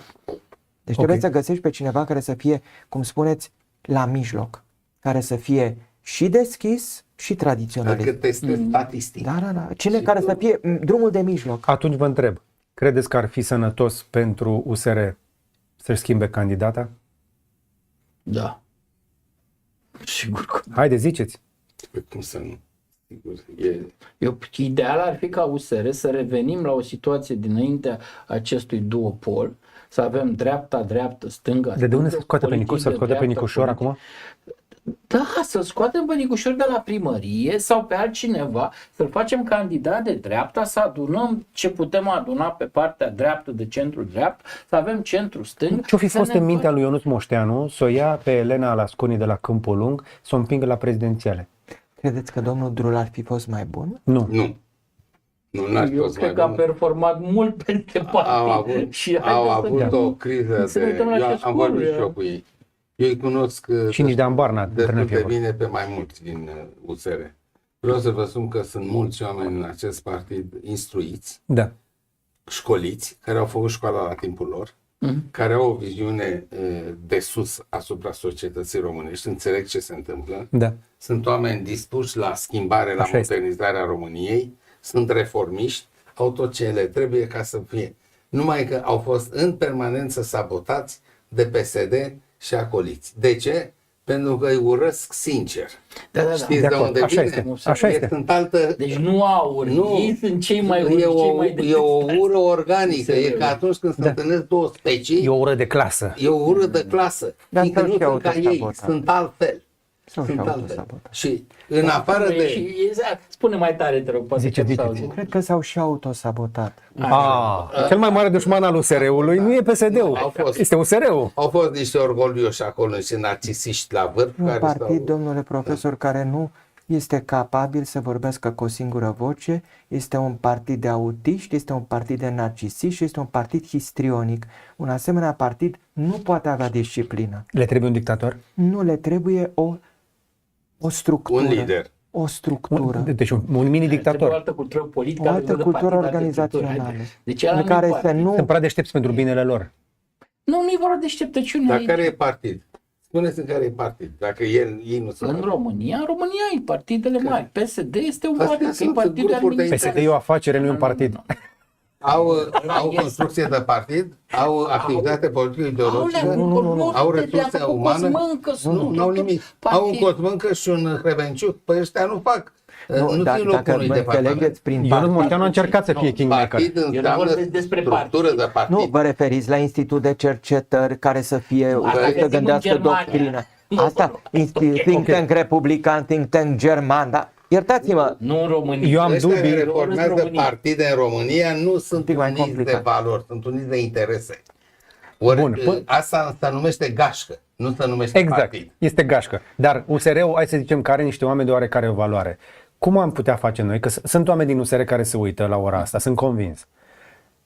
Și mai ascultă din când în când. Spuneți-le noastre ce să facă pentru a avea un candidată care cu șanse reale să și câștige în țara asta.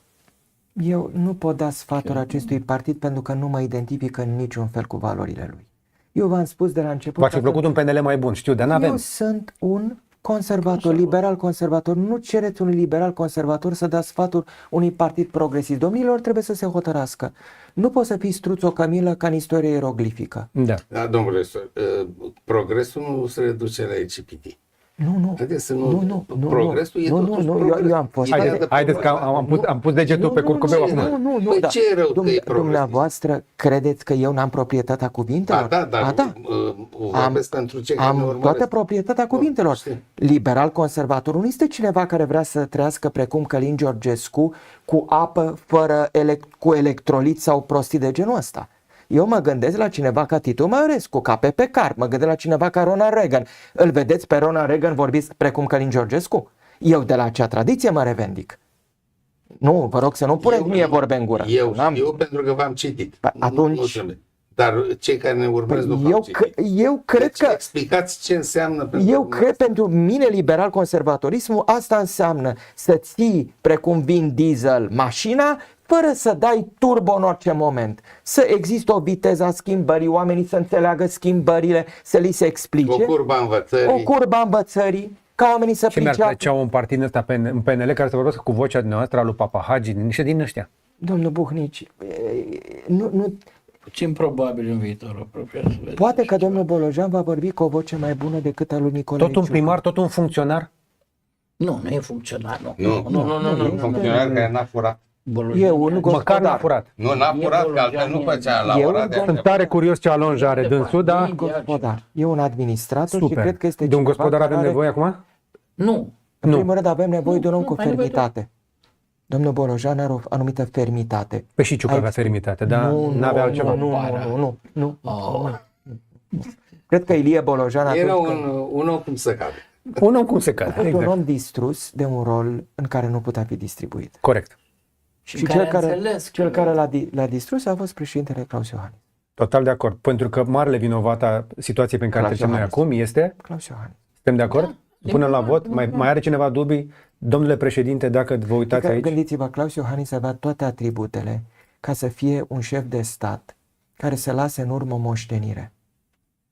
un partid liberal conservator, o societate împăcată și cu progresul și cu tradiția, că de fapt asta încearcă să facă și socialdemocrații, și liberal conservatorii, și progresiști. Este loc pentru toată lumea, fiecare vine cu propria sa voce. Dar ca să existe o armonie, trebuie ca aceste voci să fie autentice, să nu fie vocile unor găști. Trebuie să fie voci care să se distingă, unii să meargă. Poate să insiste pe problema minorităților sexuale, este dreptul lor. Alții să insiste pe problema apărării capitalului autohton, este dreptul lor. Alții să insiste pe tradiție.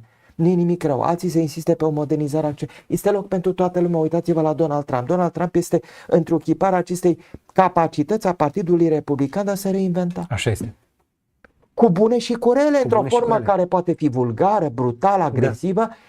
Dar ce interesează un partid politic autentic? Câștigarea puterii în vederea promovării unei agende politice.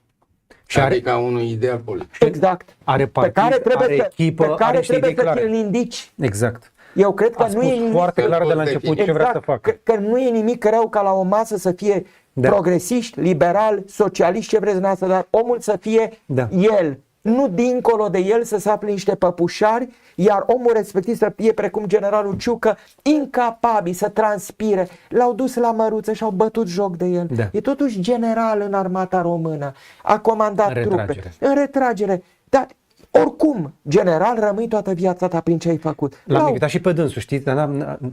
Era ocupat cu măruțe și cu alte din astea. N-a putut să vină la o discuție aici.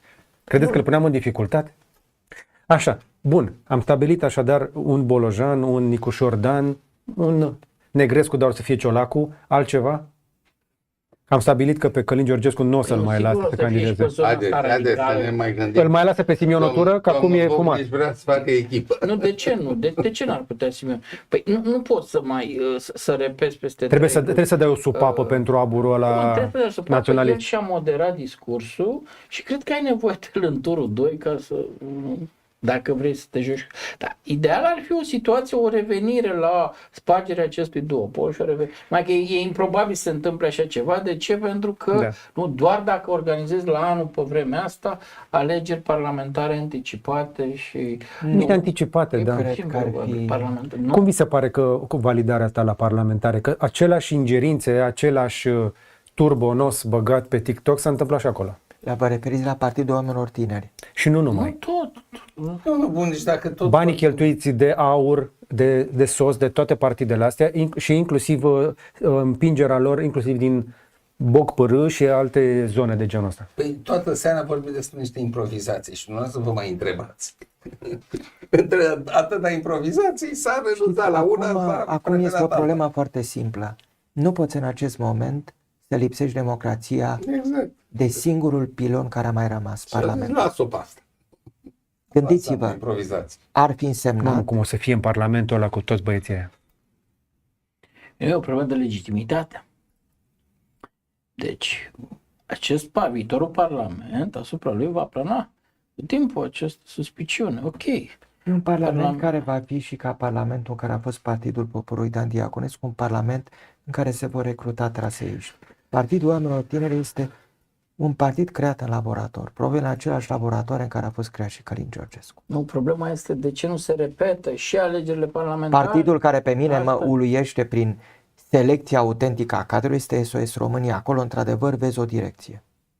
E direcția demenței politice și a vulgarității absolute. Acolo vezi. Absolut. Direct, adică... S-au concentrat. Da. Mă gândesc la Dumitru Coarnă, de exemplu, care este la... Cred că simțiți un tip de personalitate dominant. Nu, dar e autentic. Partidul ăla, tipii de pe sunt autentici. Simt că sunt, domnule Borțun, cei care ți-ar da în cap și te-ar omorâ. Îi simți. La George Simion simt mai degrabă dorința de putere și arivismul. La doamna Șoșoacă simți răutatea în formă pură. La Călin Georgescu simți un fel de sociopatie. Este cineva foarte bizar. Foarte bizar. Ce mi se pare șocant la doamna Șoșoacă este cât de mult iubește poporul, dar îi urăște pe oamenii din poporul ăla. Adică se ceartă cu toată lumea pentru a salva poporul, dar nu am văzut-o să aibă relații normale cu alți oameni din poporul ăla, decât doar cu cei care împărtășesc ideologia aia. Adică, până la urmă, democrația înseamnă și, nu? Să te oprești unde încep drepturile celuilalt. Doamne, și așa că este ceva dificil de... Cum ar spune Constantin Noica, ea iubește categoria abstractă, dar Da. nu iubește concret individul. Plus declarațiile alea după chestia de la Tâncăbești. Nu, acolo este în domeniul penal. Atenție. Lucrurile Haideți să lămurim în timpul chestia asta. COVID-ului. Lăsați, lucrurile au început în timpul COVID-ului. Și statul a dormit în Statul a cizmele. dormit în bocanci. Nu, pandemia a făcut foarte mult rău. Eu de atunci am De la amintit. pandemie ni se trage pentru că văd rădăcinile la toate nenorocirile astea, nu numai la noi, mai ales în pandemie. Pandemia, iertați-mă, eu mai urmăresc și pe Facebook urmăresc traiectoria diferitor oameni și să știți că pentru mulți un motiv în favoarea lui Călin Georgescu a fost reprezentat de restricțiile din pandemie. Mulți l-au votat pe Călin Georgescu din pricina acelor restricții. Pentru că statul nostru, ca și alte state, au comis o eroare teribilă. Au luat anumite măsuri, măsurile au devenit din ce în ce mai severe, mai arbitrare, nu au fost explicate și din dictatură sanitară a devenit o dictatură politică. Pentru că nu există decizie medicală, acelor au fost decizii politice Da. argumentate medical. Da, asta s-a întâmplat în Și le-au dat turbo S-a și nos la întâmplat toți noi. legionarii. Pentru că nu Da, până da, legionarii, turbulențele, să știți că au fost în toate societățile. de o Da.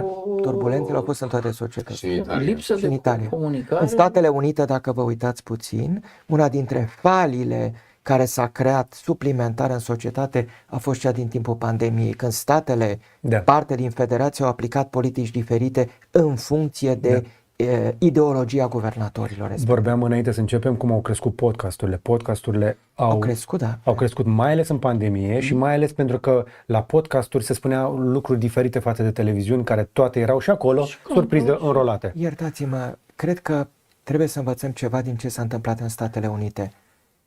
Multe televiziuni au capotat în Statele Unite pentru că ele nu mai aveau moderatori, aveau inchizitori, aveau procurori, Da.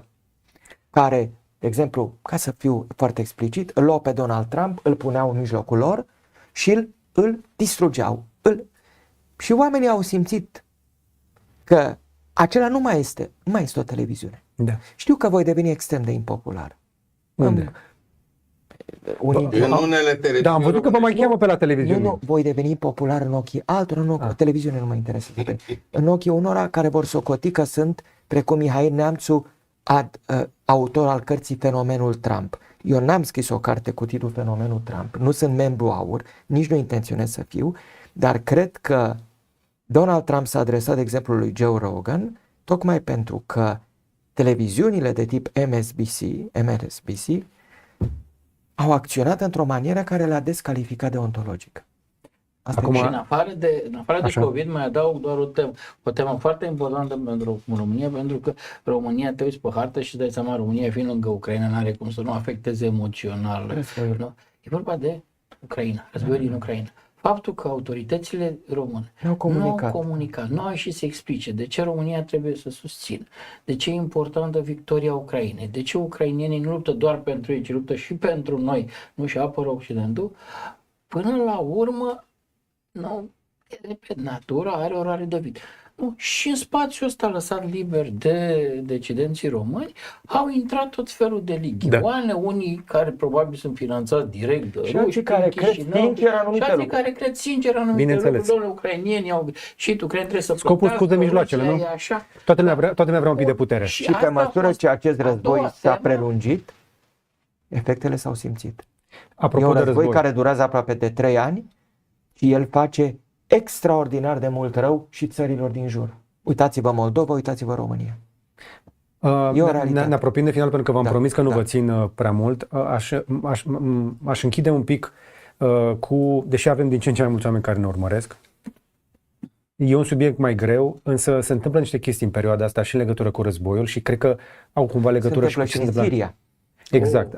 Avem așa, căderea regimului Assad în Siria e aproape sigură. Assad a plecat la Moscova și el. 54 de ani. A căzut regimul ăsta. Iar rebelii au intrat în Damasc fără să tragă un foc de armă. Iată, deci cade regimul Assad, cade Siria, unde Rusia era protectorul Și Iranul.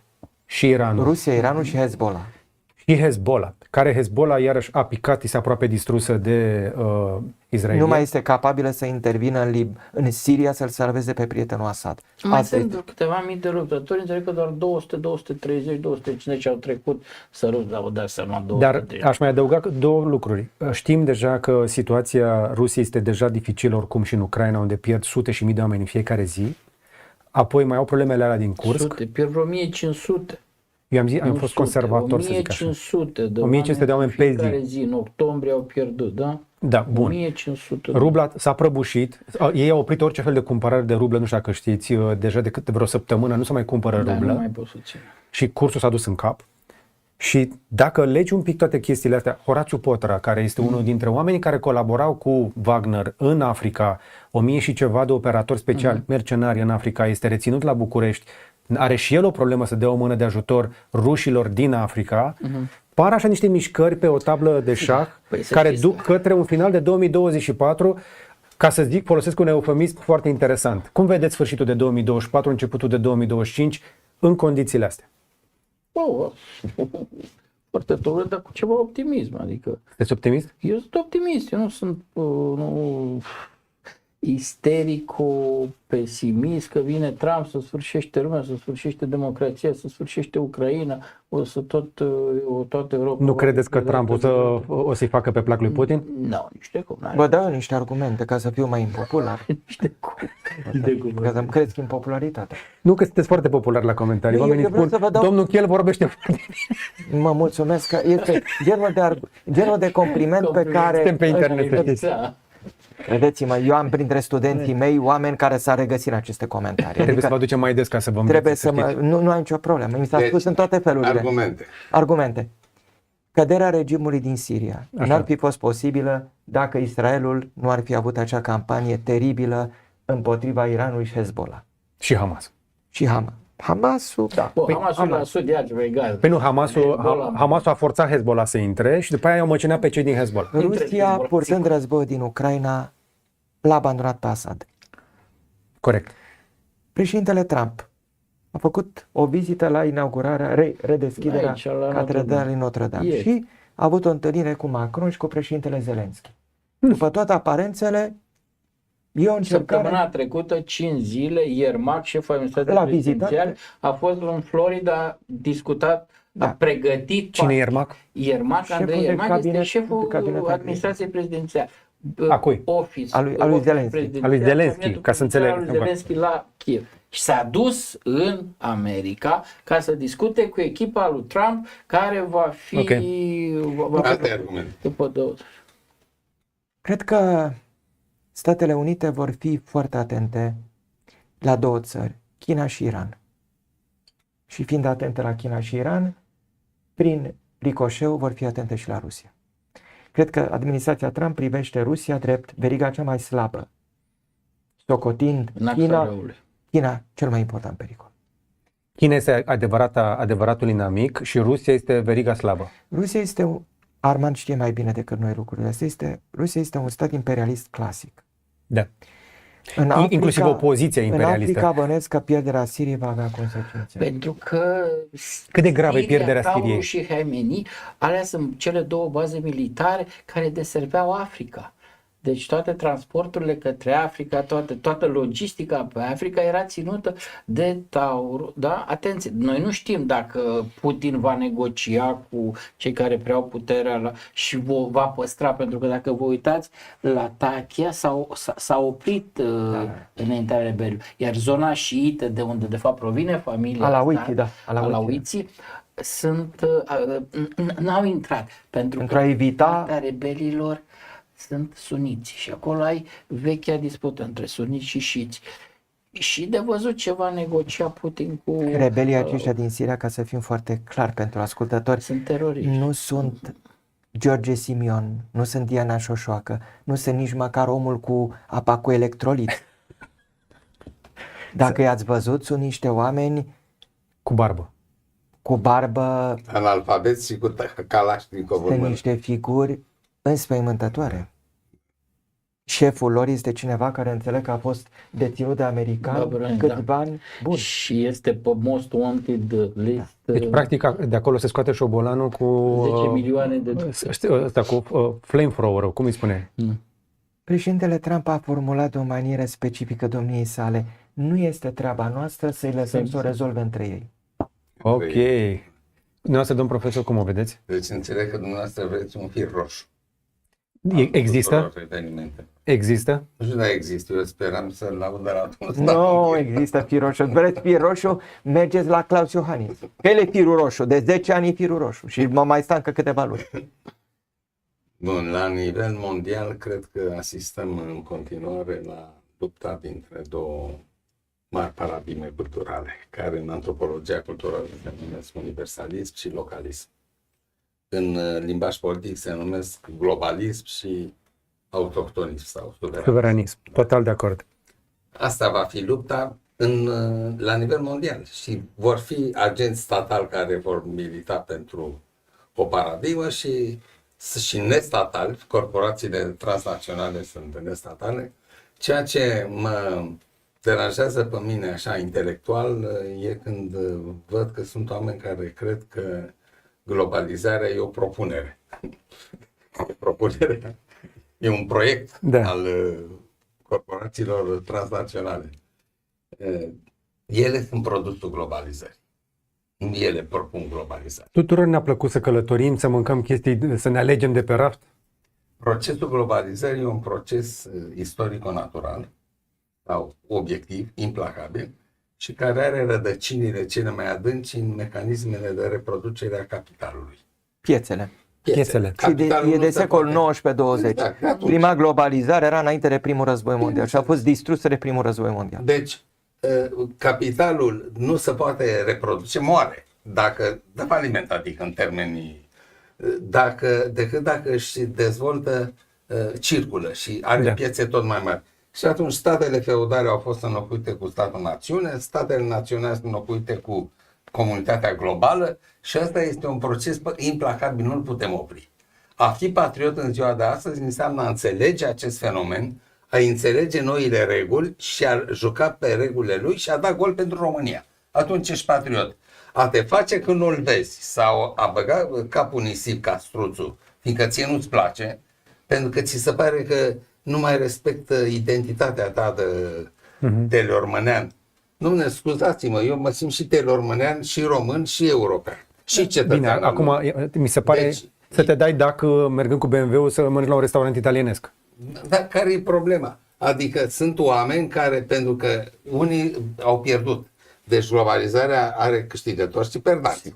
Cei care au pierdut îi înțeleg, ăia o pot urât din toți rănupii. Dar unii care pur și simplu, fiindcă se refugiază într-un trecut legendar, în niște povești, într-un trecut care nici măcar nu poți să bagi mâna foc că e real. Că de multe ori e ficțional. Cu cât e mai nereal, haideți să venim mai concret. E mai atrăgător. Da.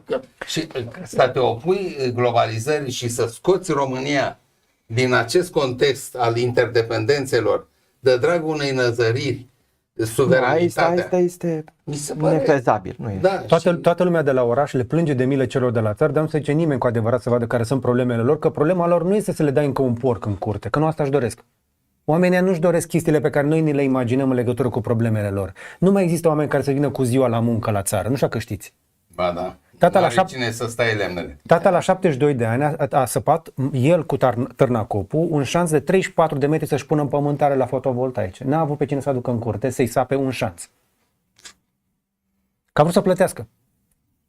Asta e problema România. Pentru că tu nu Deci te mai plângem de milă celor de la țară, dar nu ai pe cine să aduci. Și știți cât se plătește cu ziua dacă vrei să-l aduci la câmp? Că am întrebat, l-am întrebat ieri. Fiți atent. Să dau 200 de lei cash la teșcherea, 3 mese, țigări, cafea și o sticlă de băutură. Și tata l-a întrebat pe cetățeanul care a cerut chestia asta ca să vină la munca câmpului, da? Când se strâng roadele toamna. Că tot plângem de mila românilor, că trebuie să fie mai cum ai zis, domnule, să frământe pământul, să frământe aluatul, nu? Tata a adus oamenii să frământe pământul, 200 de lei și ceva am spus eu și tata a întrebat, și când mai muncești dacă tu ești la 3 mese, țigări, cafea, și țigări și cafea și băutură? Și să mănânci cât mănânc eu și să bei cât beau eu, cât te omenesc, mănânci cu mine. Dar n-am timp să stau după tine să faci chestia asta în alea 8 ore cât muncim aici la câmp. Știți, apropo, Și nu i-a mai venit. cu pământul frământat pe care îl spune domnul Georgescu. Italienii au o vorbă, si non è vero e ben trovato. El formulează foarte frumos. Dar nu are legătură. Crăciun fericit. Noi nu, cred că nu e corect să spunem sărbători fericite celor care noi spunem Crăciun fericit. Crăciun fericit. Ce înseamnă până la urmă? O bucurie. Asta te împiedică să ai robot de bucătărie? Faptul că nu le bucurie le domnule Stanomir, eu vin de acolo, eu am mult vaca. Învrăjbească. în interesul lor. Și să învrăjbească. Eu sunt unul dintre copiii ăia care au crescut cu porci, cu vaci, am dat mâncare la porci, am stat lângă scroafă când a fătat, am mulți vaca, mi-am făcut mâncare dacă a fost nevoie, m-am înțepat cu furca când strângeam făunul de pe câmp, fratele meu de 2 ori, și am muncit și tata mi-a zis, tată, tu nu trebuie să înveți chestiile astea, du-te și fă școală că tu n-ai nevoie de astea. Și acum domnul Georgescu vrea să mă întoarcă înapoi la țară? Cred că temele acestea nu trebuie să fie nici confiscate, nici compromise de Călin Georgescu. Relația cu tradiția, cu identitatea, sunt lucruri foarte delicate. Pe Nu care vrea nimeni să facă munca câmpului din nou. Nu, asta e Păi, asta niște teme culturale, aici e altă discuție. Lăsați-le.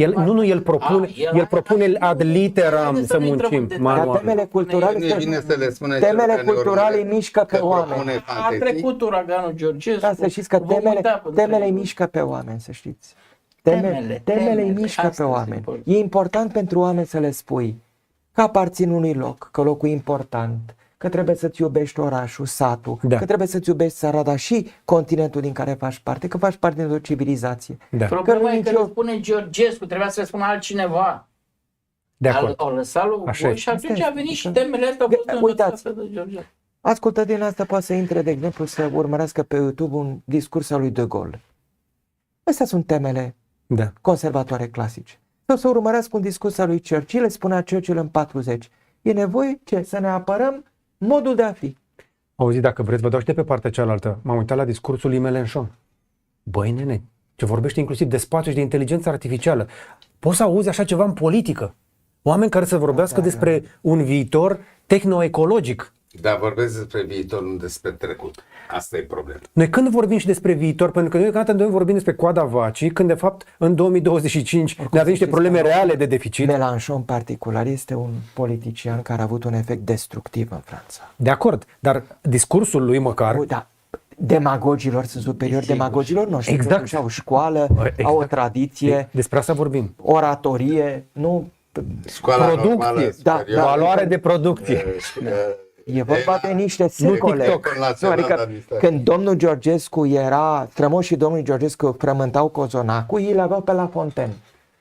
Asta se întâmpla prin secolul XVII. Simt că abia ne-am pornit, să știți. Trăia în bordel. Mi-a plăcut așa de mult că, elegant. aș face cumva să vă mai aduc pe toți trei. Și cum candidat la președinție. Dacă o duceți pe doamna Diana Șoșoacă, va fi un dialog extraordinar. Ieșim și bătuți. Eu nu. De doamna Păi da, doamna Șoșoacă e agresivă. Dar Dacă cum aduce ar și pe fi? colegii ea cu diagonale, nu omoară. Glumesc, dar e realitate. Uite, atunci lansăm chestia asta.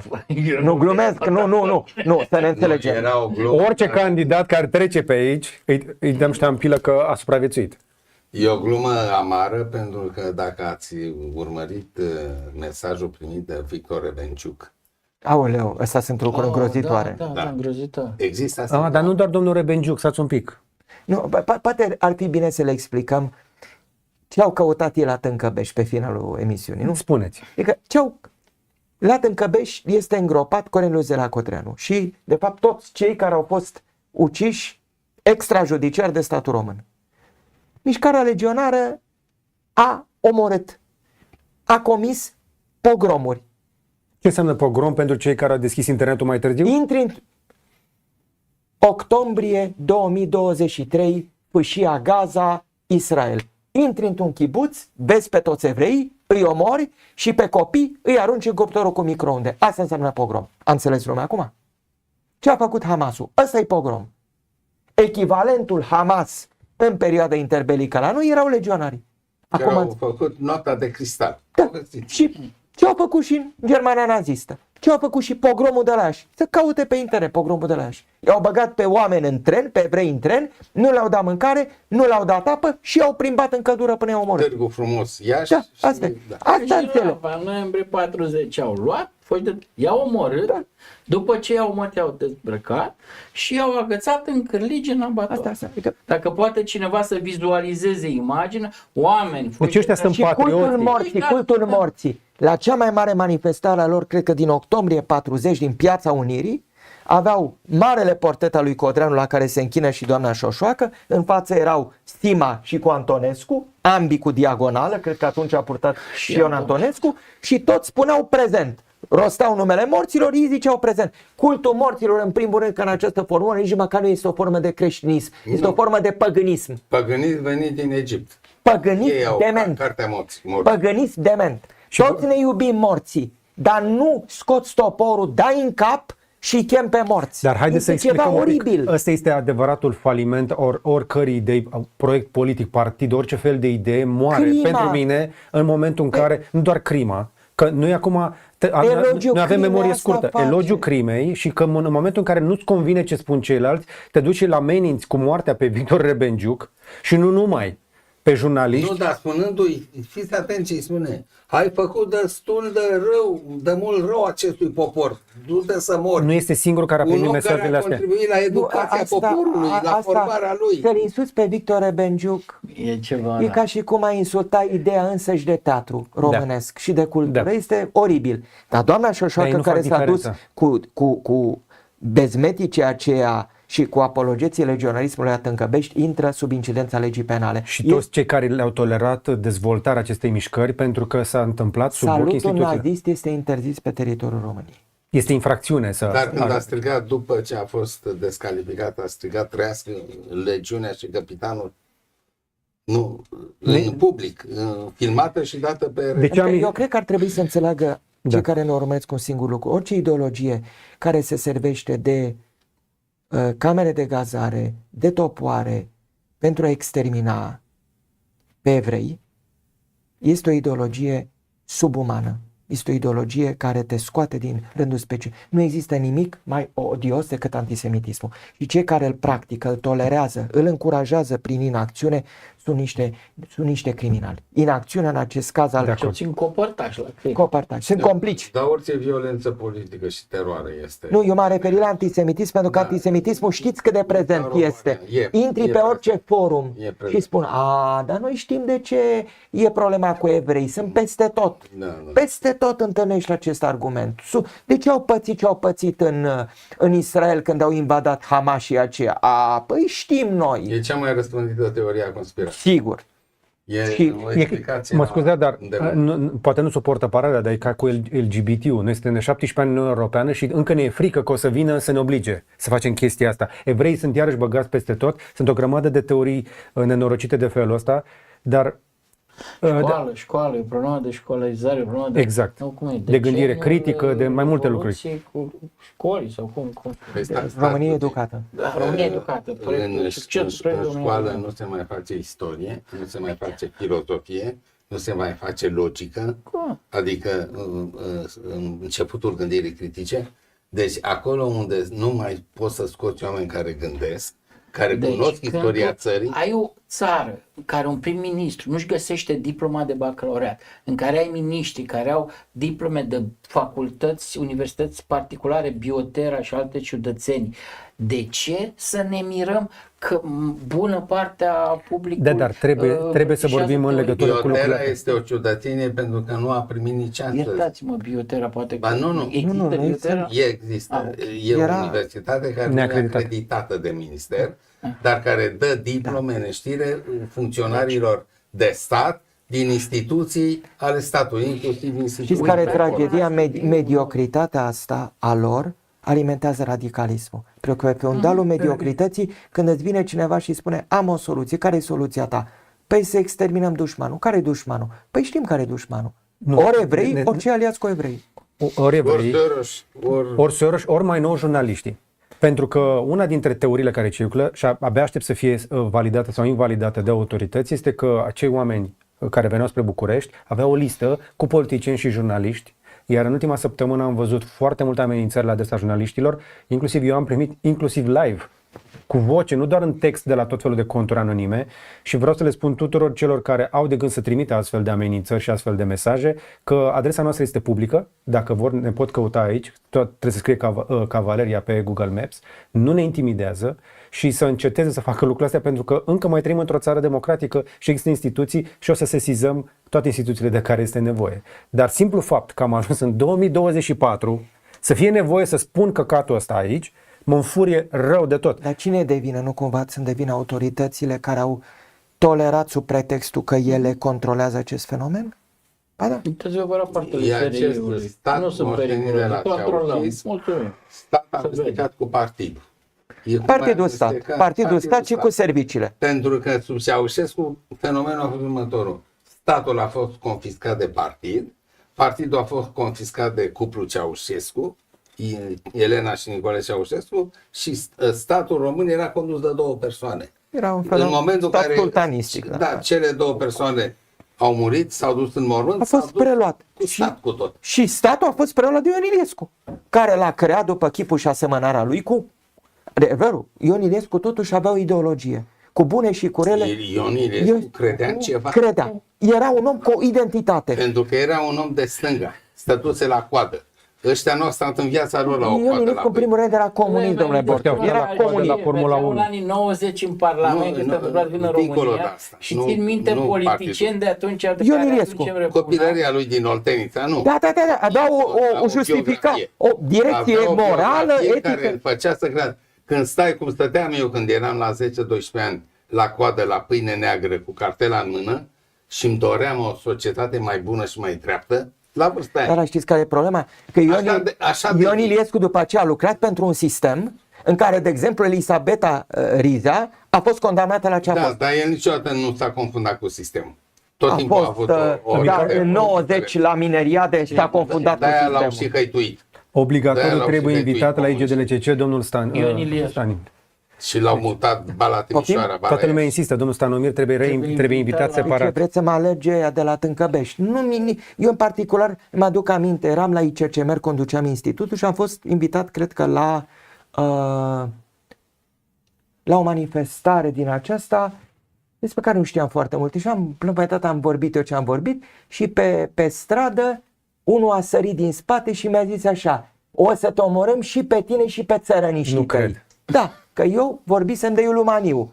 Și mi-a zis: lasă-l dracului pe Iulu Maniu, mai bine vorbeai de Horia Sima. Și am zis: îmi pare rău, dar eu nu pot să vorbesc de Horia Sima. Deci eu am ștate vechi în materie. Eu asta am fost. Da. Bunicul meu a fost țărănist, n-a fost legionar. Ca atare, n-am ce să fac. Vreți să închei eu toată... Vă rog, închideți pentru că îmi încalc promisiunea aici. Am să-l citesc pe Albert Camus, care spune undeva: detest orice filozofie a istoriei. Pentru că orice filozofie a istoriei eșuează în Istoricismul. Nu, în teroare. Da. Pentru că filozofia istoriei înseamnă o schemă în care vrei să bagi patul lui Prost. Cine nu Oamenii trebuie scurtați de cap ca să încapă în ca pat. să încapă. Și atunci apare pușcăria politică sau canalul Dunăre Marea Neagră sau te împușc, nenorocitule, că nu vorbești despre cine vreau eu. Sau gropile din Ucraina, masacrul de la Babi Yar, de care maestru de la Putin, Katyn, Katynul, Babi Yar, Deci toate aceste crime sunt pentru că cineva crede că a prins adevărul despre istorie și știe care e sensul istoriei. Nu știm. Fiecare generație are dreptul să-și inventeze propriul sens al istoriei și să-și dedice viața De preferat fără să omor pe alții. și să fără să omor pe alții. Sigur. Bun, la final trebuie să vă spun ca de obicei că ce ați văzut aici nu a fost plătit de niciun partid, nici de corporație, nici de Soros, nici de nimeni, e plătit de membrii și de sponsorii de care v-am zis deja de la început, pe care găsiți în descriere. Vreau să le spun încă o dată mulțumiri și recunoștință că și-au făcut timp duminică seara pentru o discuție live acestor oameni pe care respectă atât de mult și îmi doresc, cred că este o minune că am vrut să vă aduc pe toți trei deodată și aș vrea să mai fac asta dacă mai e posibil, măcar încă o dată la un moment dat, sper eu să nu fie la încă o lovitură de stat până atunci și încă o dată... Nu se fac lovituri de stat atât de des, că ar deveni banalitate. Ne-am mutat la Trebuie să le dumneavoastră. faci mai cu măsură, așa, ca să nu se banalizeze. Dar încerc să smulg acum că toți suntem încă live de la domnul Stanomir, o promisiune că reveniți pentru discuție unul. Dar nu la următoarea lovitură de stat, vă rog Nu, frumos. mai devreme. Da, Următoarea revoluție. nici asta nu. Până la alegeri. Până la alegere când vor fi. N-ați spus când, Da. undeva, Nici martie, nu aprilie. știm. Până la Martie, vară. aprilie. Primăvara, când Primăvară. se ridică firul ierbii, cum ar zice Călin Georgescu, și putem lucra pământul mai bine. Să frământăm cu Să frământăm aluatul, da. Bun așa. Încă o dată vreau să vă mulțumesc și vouă, le mulțumesc mai ales membrilor noștri, am văzut multă activitate la comentarii și vreau să vă mulțumesc și celor care ați dat donații, alea atâtea cât sunt ele, sunt recunoscător pentru fiecare dintre voi care ați fost aici. Dacă vi se pare valoroasă discuția asta, știți ce puteți face.